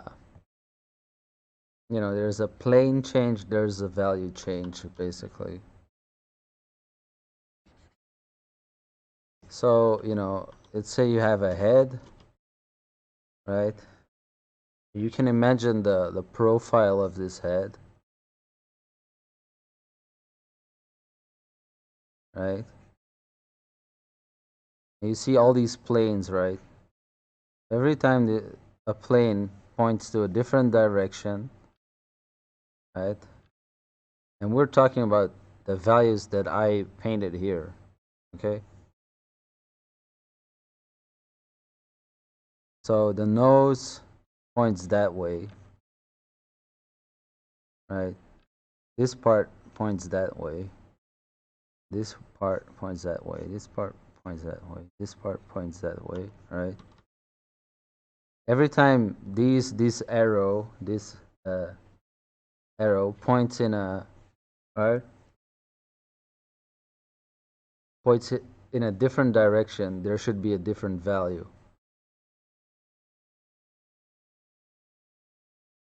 So let's do that again here. So here you have white, right? So the only place you'd have this type of white is if it would be pointing towards the same direction. What do we see? Like here on the nose, right? Here is the same value as here, right? There and there. And then this plane is pointing up like that, and this one is pointing slightly less up. So this here, which is, this stuff right here, is the same value as the stuff here. Okay? Same thing here with the chin. The chin is pointing similar direction as these points, right? What we see on the chin here at exactly this spot is like the same type of light value. Got it? And it's light here at the, what's that called, like that butterfly shape here. It's bright at the tip because the light is shining right at it. You don't always need your light doesn't always come from the top.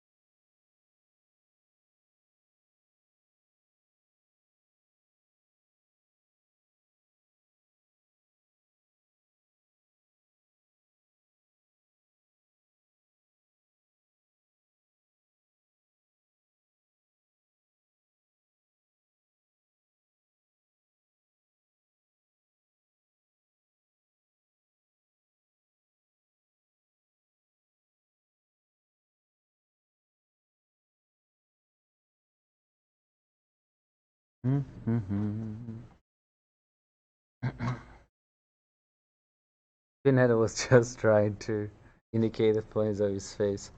Hey, that's a good idea. I think you can use Pinhead as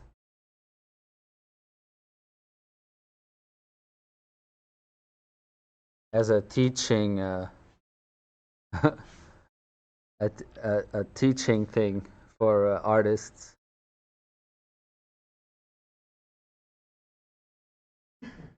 like this one. Too bad the nails are not like in the center. They should have been in the center of the planes.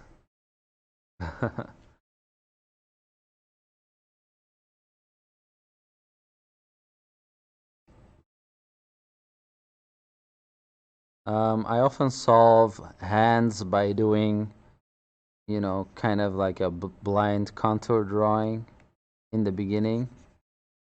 Like the only thing I do is I look at my reference and not that much at my canvas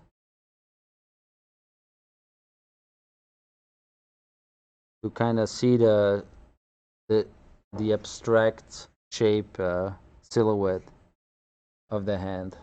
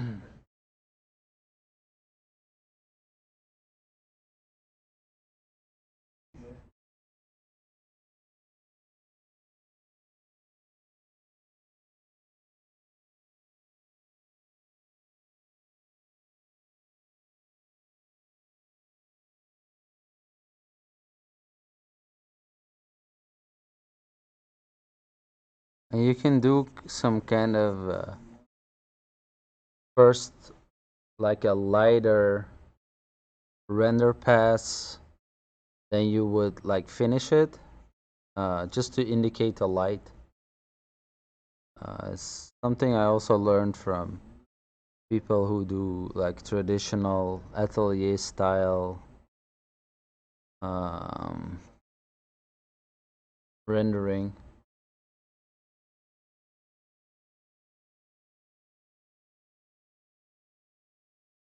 I don't know if you guys know Jeremy Enesio on that dude is insane. And he's been insane for like all his life. He was like, you know, when he was 16, he was like a prodigy already, and he's like only gotten better.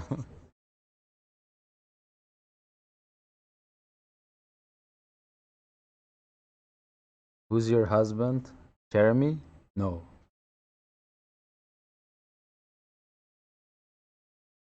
Or this guy?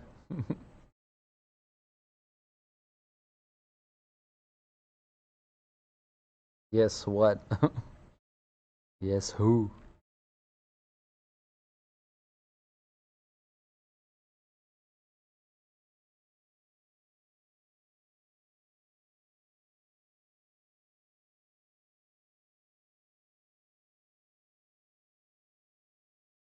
That really your husband?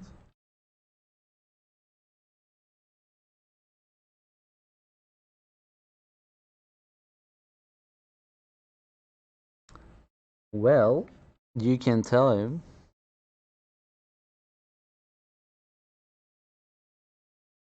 that he's the man.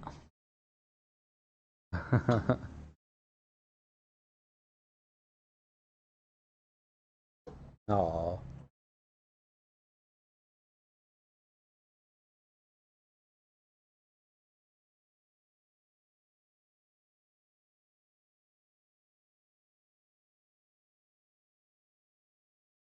So I'll talk about nails for a second. For nails, right, you just do this.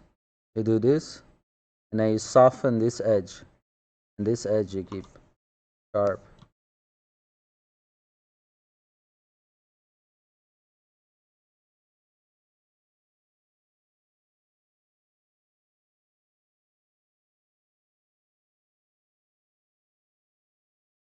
Then you get yourself some nails.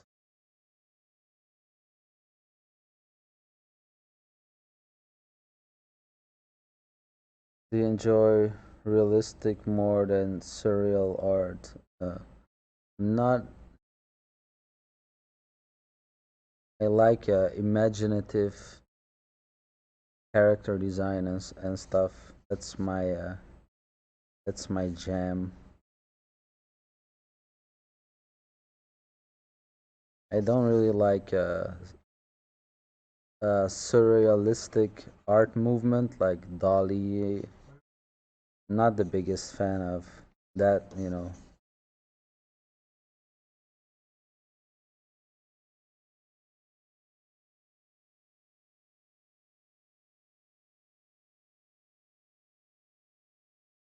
I'd rather see like something that makes me believe it can exist, but you know it doesn't.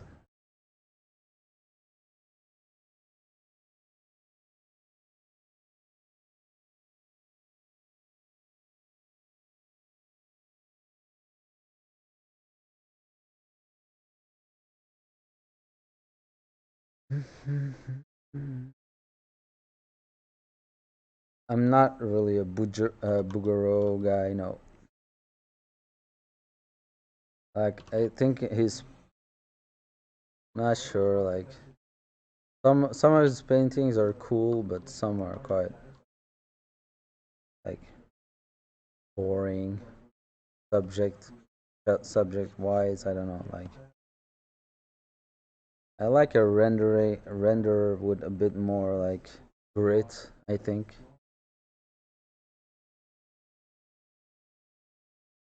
these characters they don't have like any blemishes. They don't have like you know. I like this guy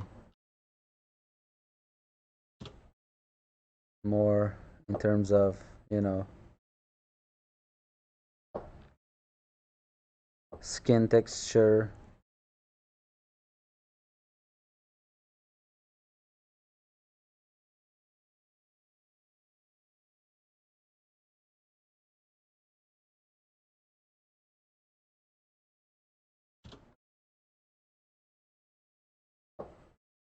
I mean, this is just like too stylized. I think like this one is the exception. I think like this one is really good. This is crazy good. Um,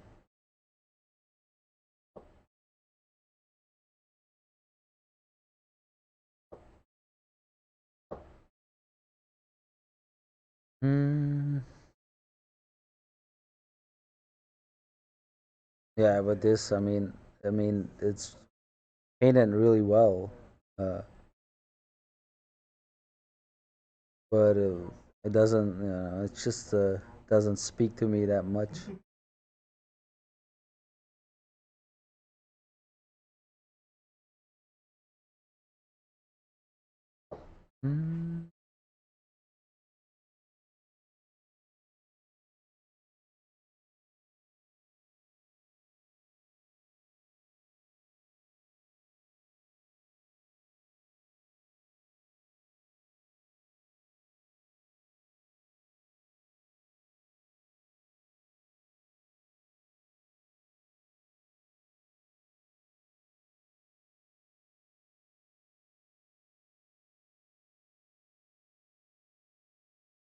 Mm, mm.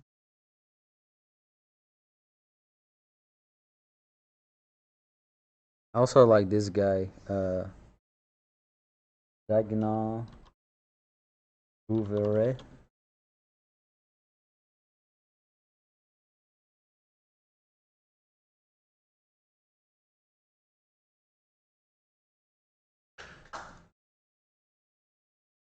Like, yeah, I think that's super cool.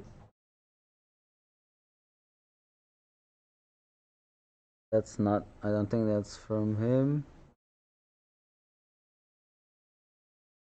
Like this painting, for example. Like you believe those are like real people. Look at the kid. The kid is amazing. This guy is amazing. Everything's amazing about this painting. Look at that.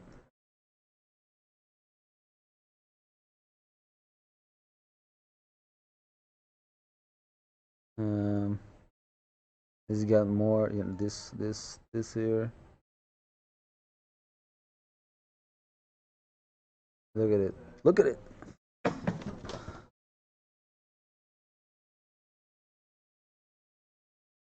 Mm, yeah, look at it. Look at this. See, he goes from this to this. Like, yeah, that's that way you know he can paint.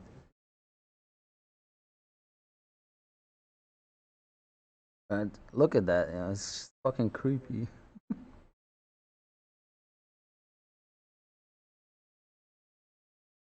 And then he goes to this.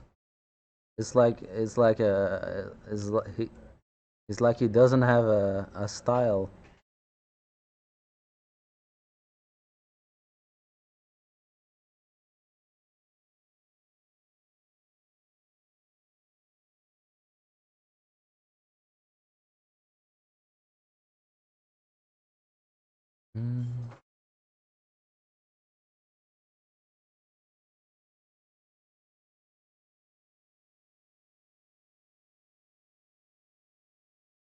Mm, mm.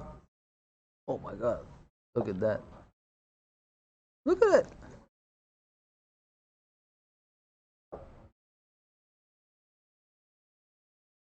This guy is a genius.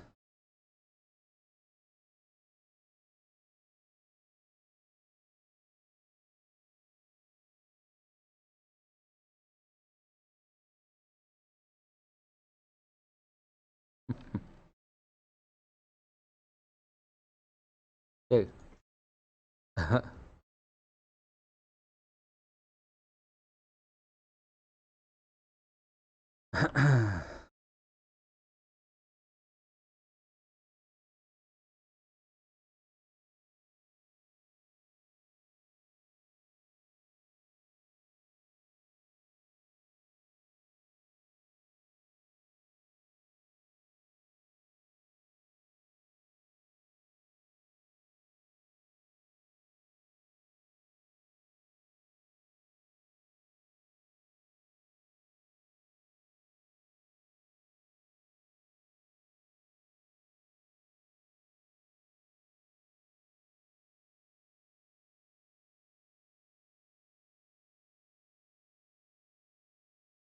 Mm.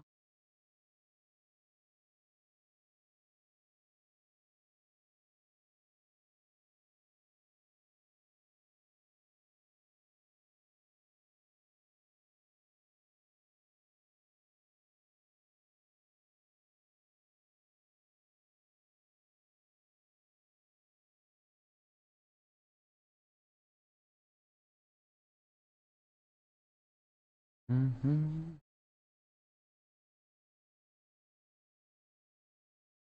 Um, on Facebook, I was a member of this group, High Resolution Close-ups or something of paintings. Uh, but then also just from, yeah, just throughout the years. I used to know more, I think. I forget names quite easily.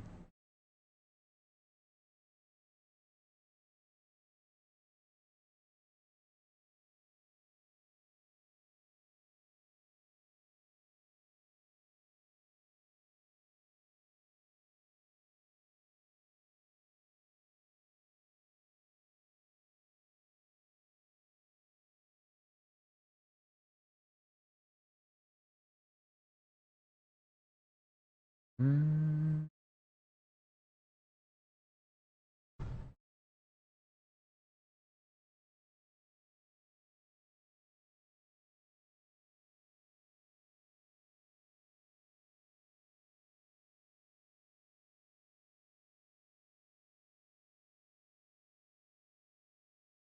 Mhm.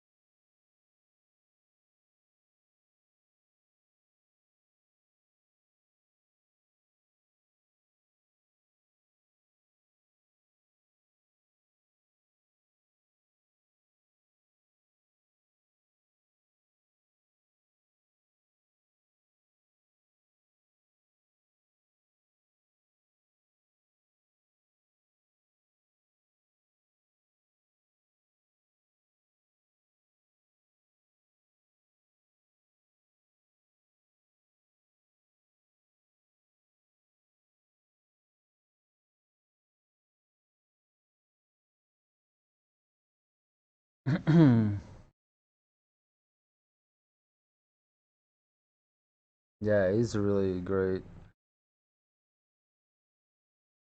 Yeah.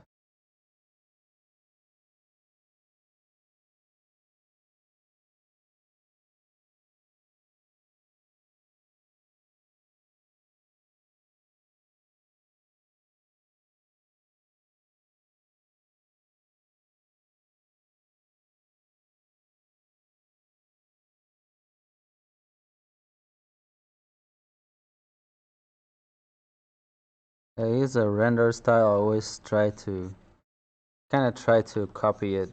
Uh,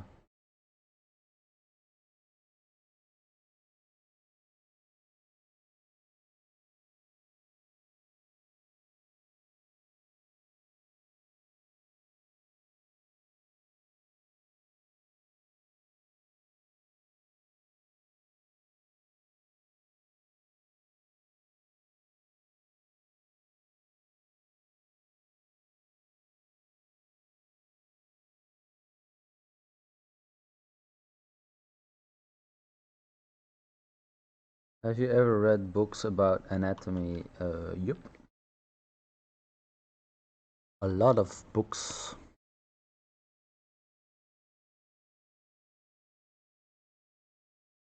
My wife is a doctor. I even checked out her books.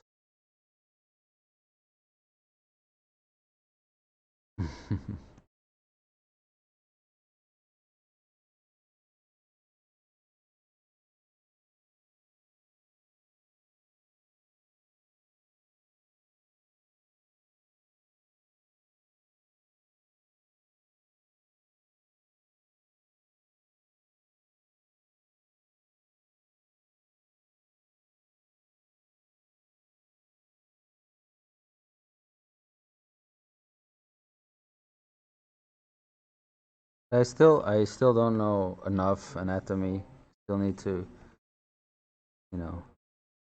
I think I need to do one of those courses for it. Like really put time aside to learn. You can kind of do these studies where you're really building the entire skeleton.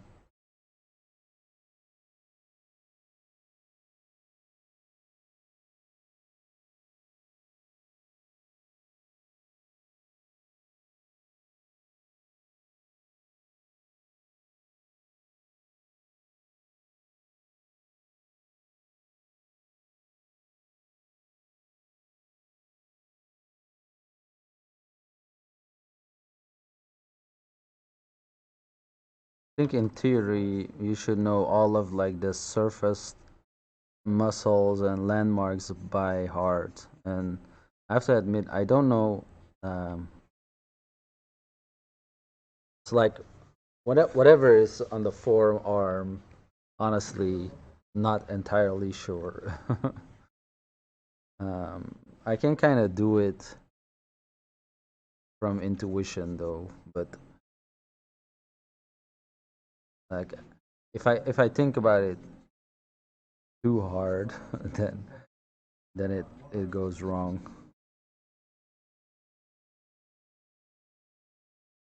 right? Because I know you get the bicep like this, then triceps, and then you get this, you know, uh, you got brachioradialis, right? You get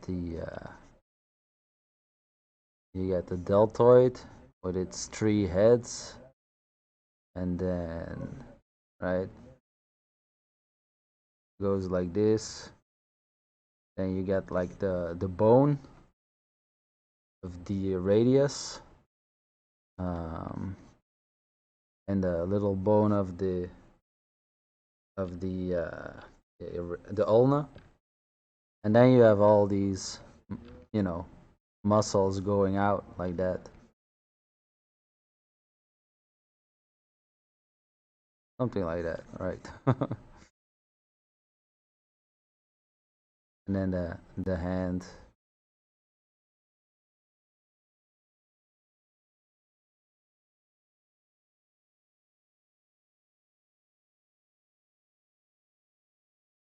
but I don't know what these are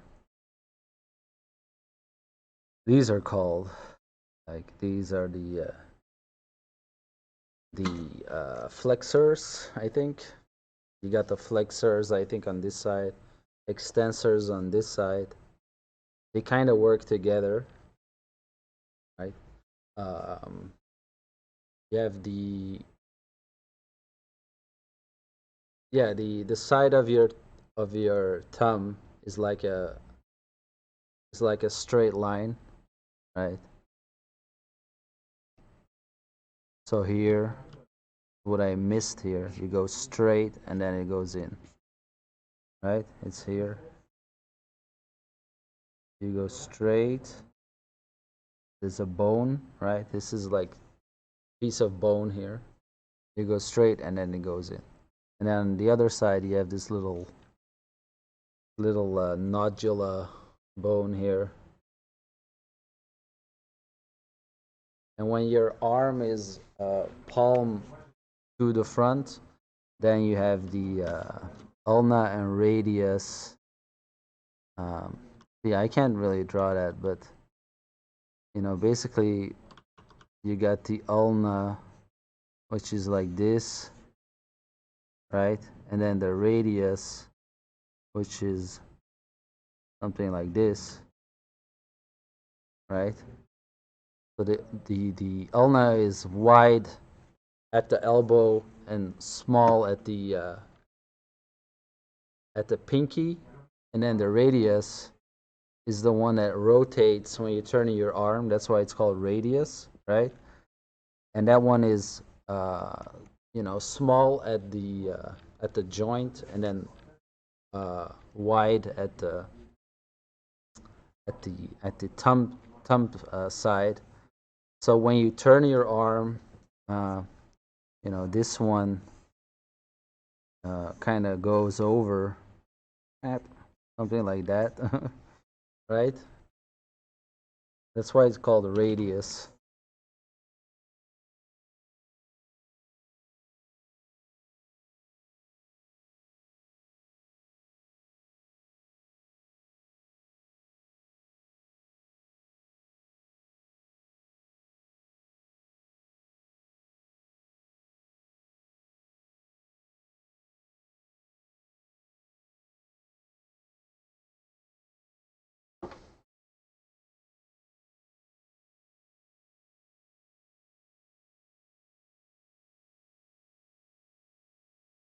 So and now what I'm doing is like, because I want to have it realistic, can't really leave too many of those lines.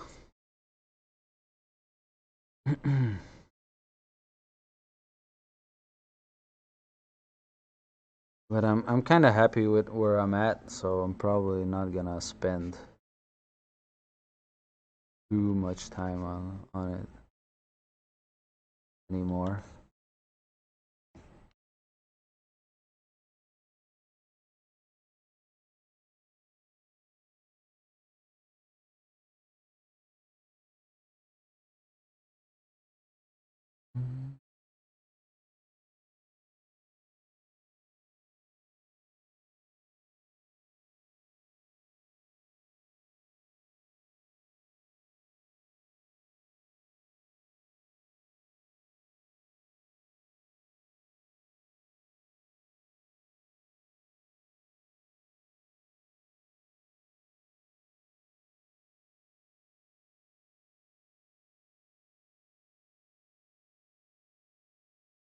Mm.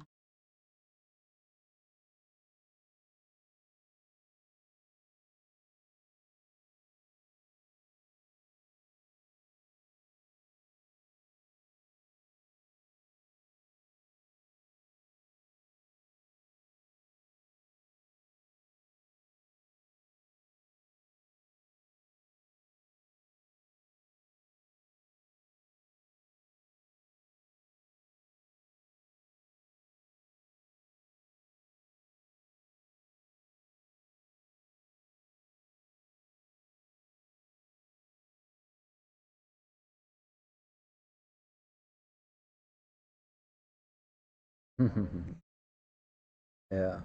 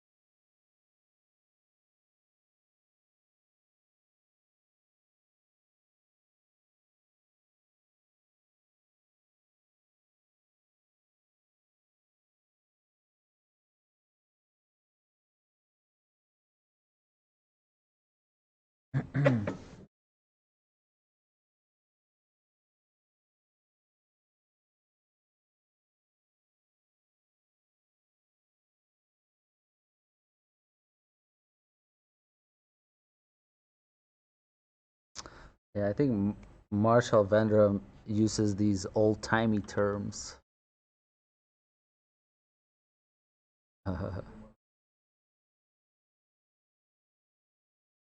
Like I would never call him a cartoonist. It's just to me, cartoonist means you know, someone who makes like these gags for New York Times.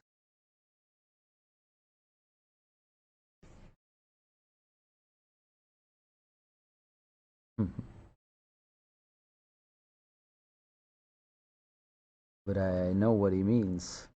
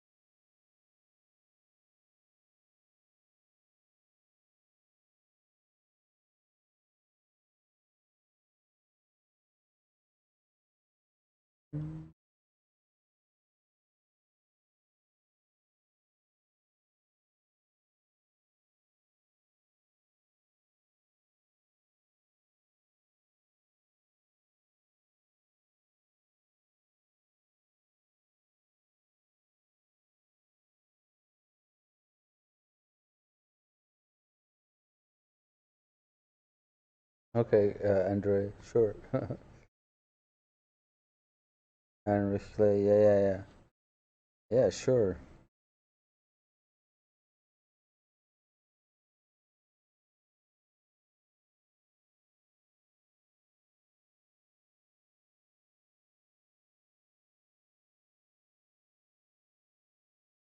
But yeah, he's really able to you know, visualize stuff in his own style.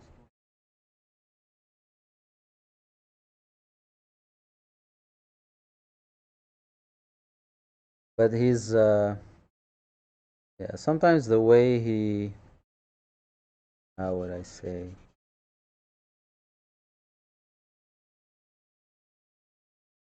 the way he depicts stuff is not really like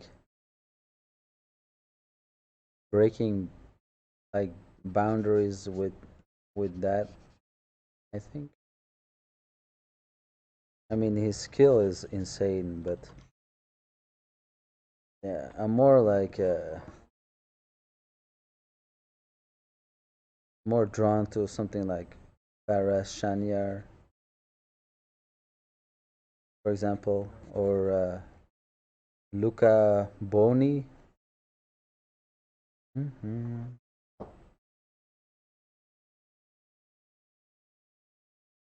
No, not him. Oh, what's his name? No, not him.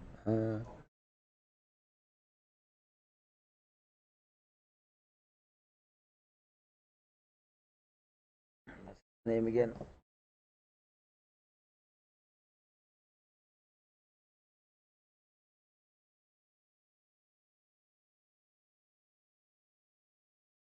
Look, it's me. Um, yeah, the guy who drew this.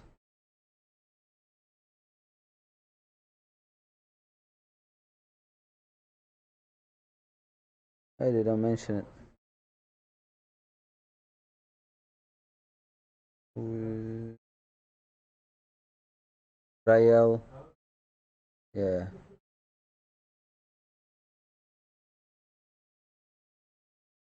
Rael Lira. No.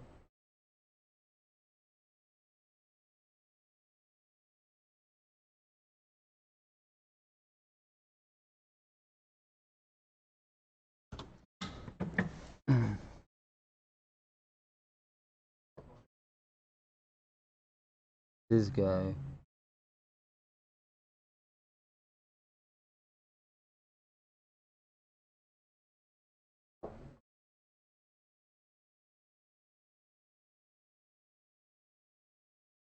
Mhm.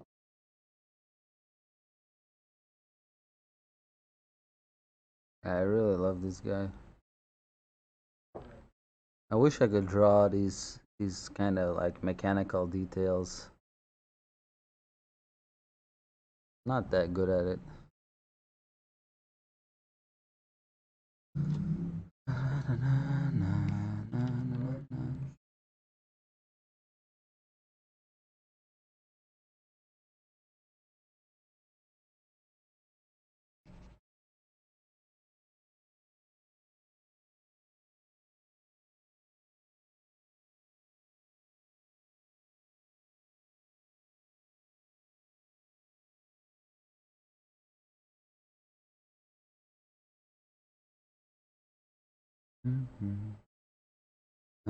I prefer.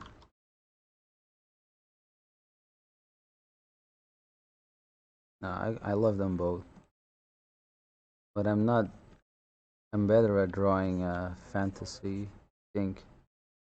I think I kind of have my own like worlds. I'm more like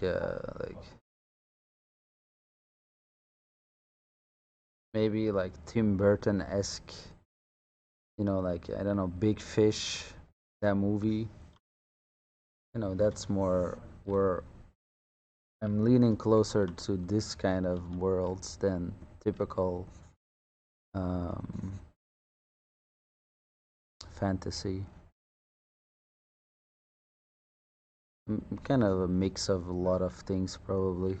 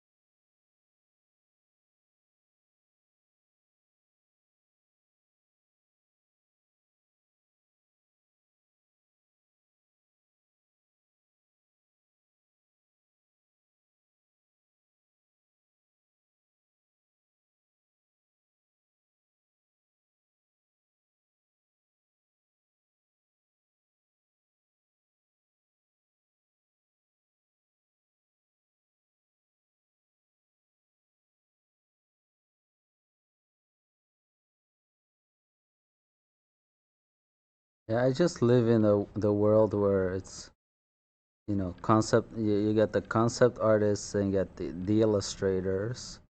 Of course, anything in between. Where concept artists are the ones who, make up designs, you know, for uh, for stuff like games, and illustrators. They make an interesting picture. So the concept art is like the communication tool, and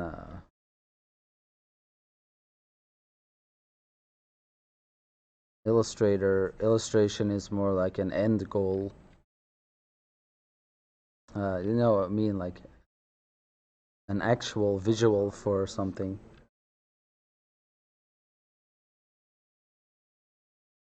We don't need to, like, a concept artist doesn't really need to make something that's ever gonna be used for, public release. And a lot of concept art you see online, for art books and stuff, is actually marketing art. Mhm.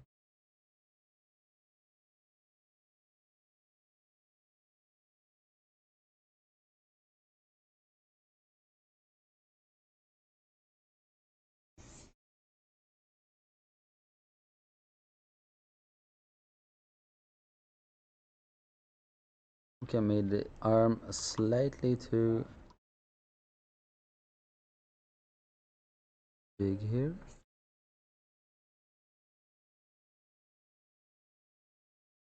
What is this music?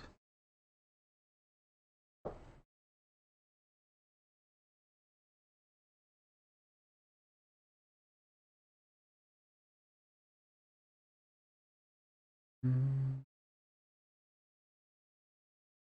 Some concept art is also just ugly, because it's done in like in 2 hours because there's a deadline.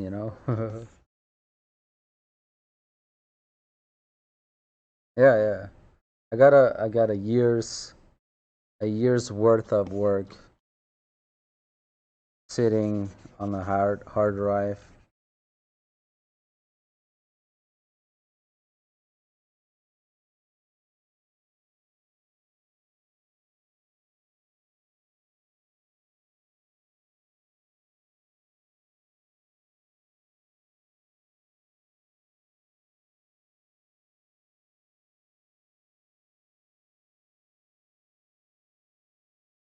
Can't show it to anyone.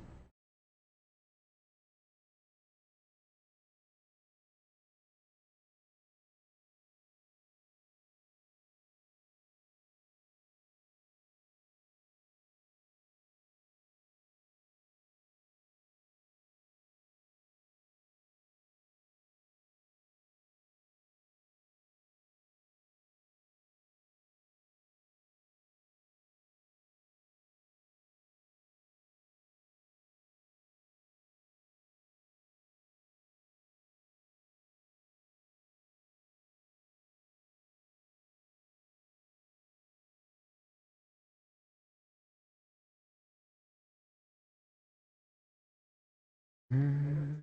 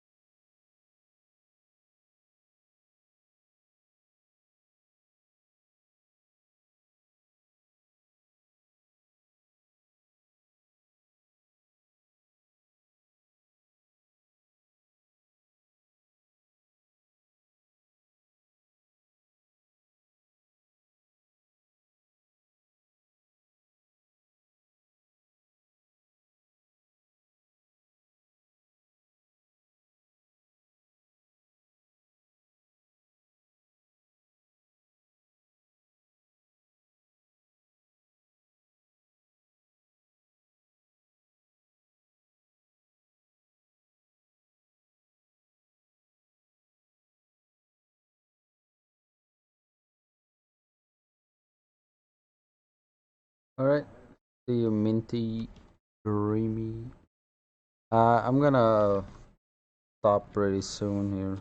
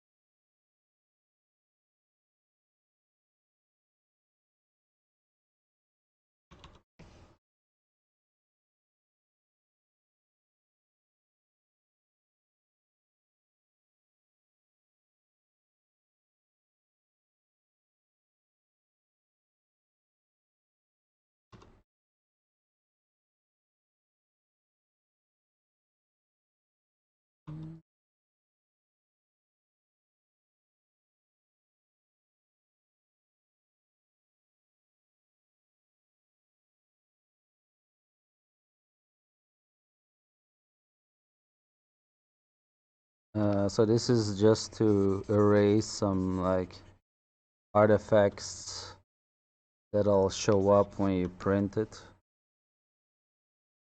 like old lines.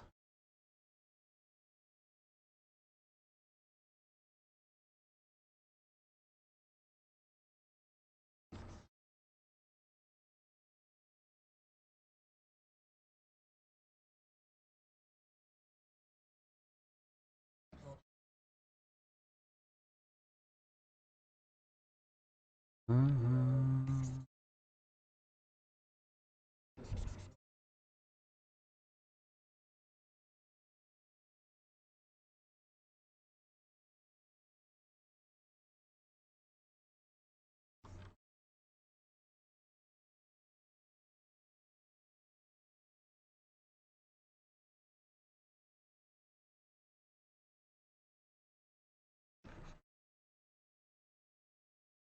Mhm.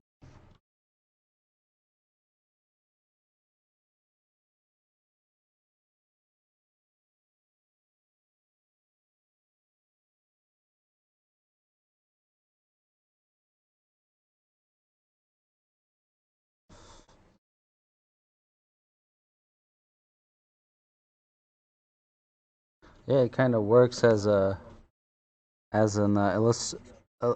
illustrative effect, right?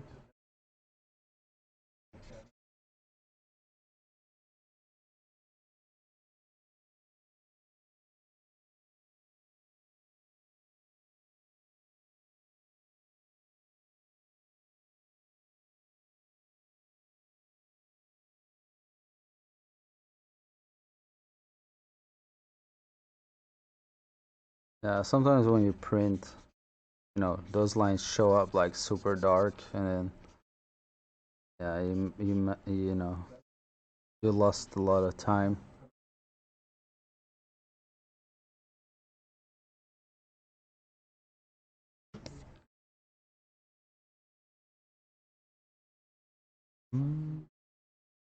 It's a color burn.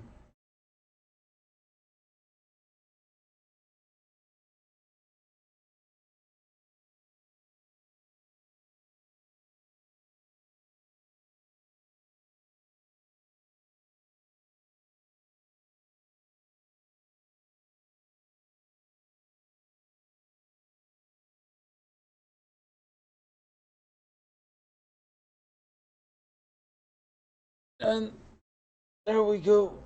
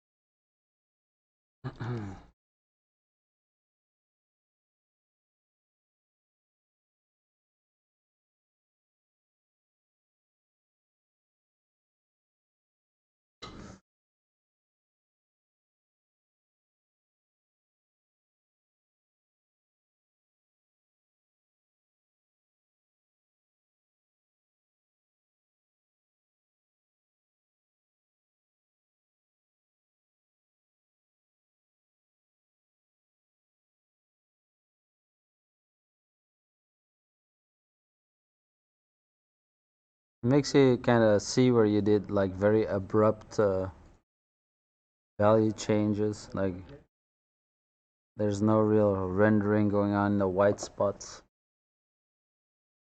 Um, I feel like there should be an art history course that focuses on illustrators. Yeah, definitely. I always wanted to expose people. Yeah, I agree. Golden age of illustrators, etc. All right, I think that's it for me.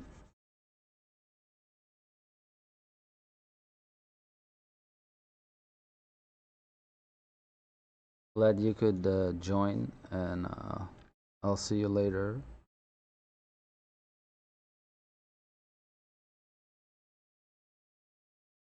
I'll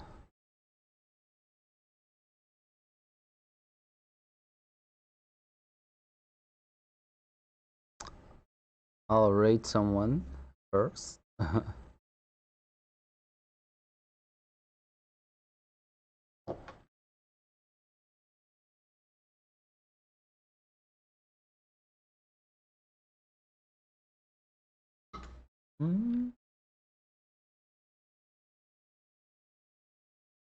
Bye bye.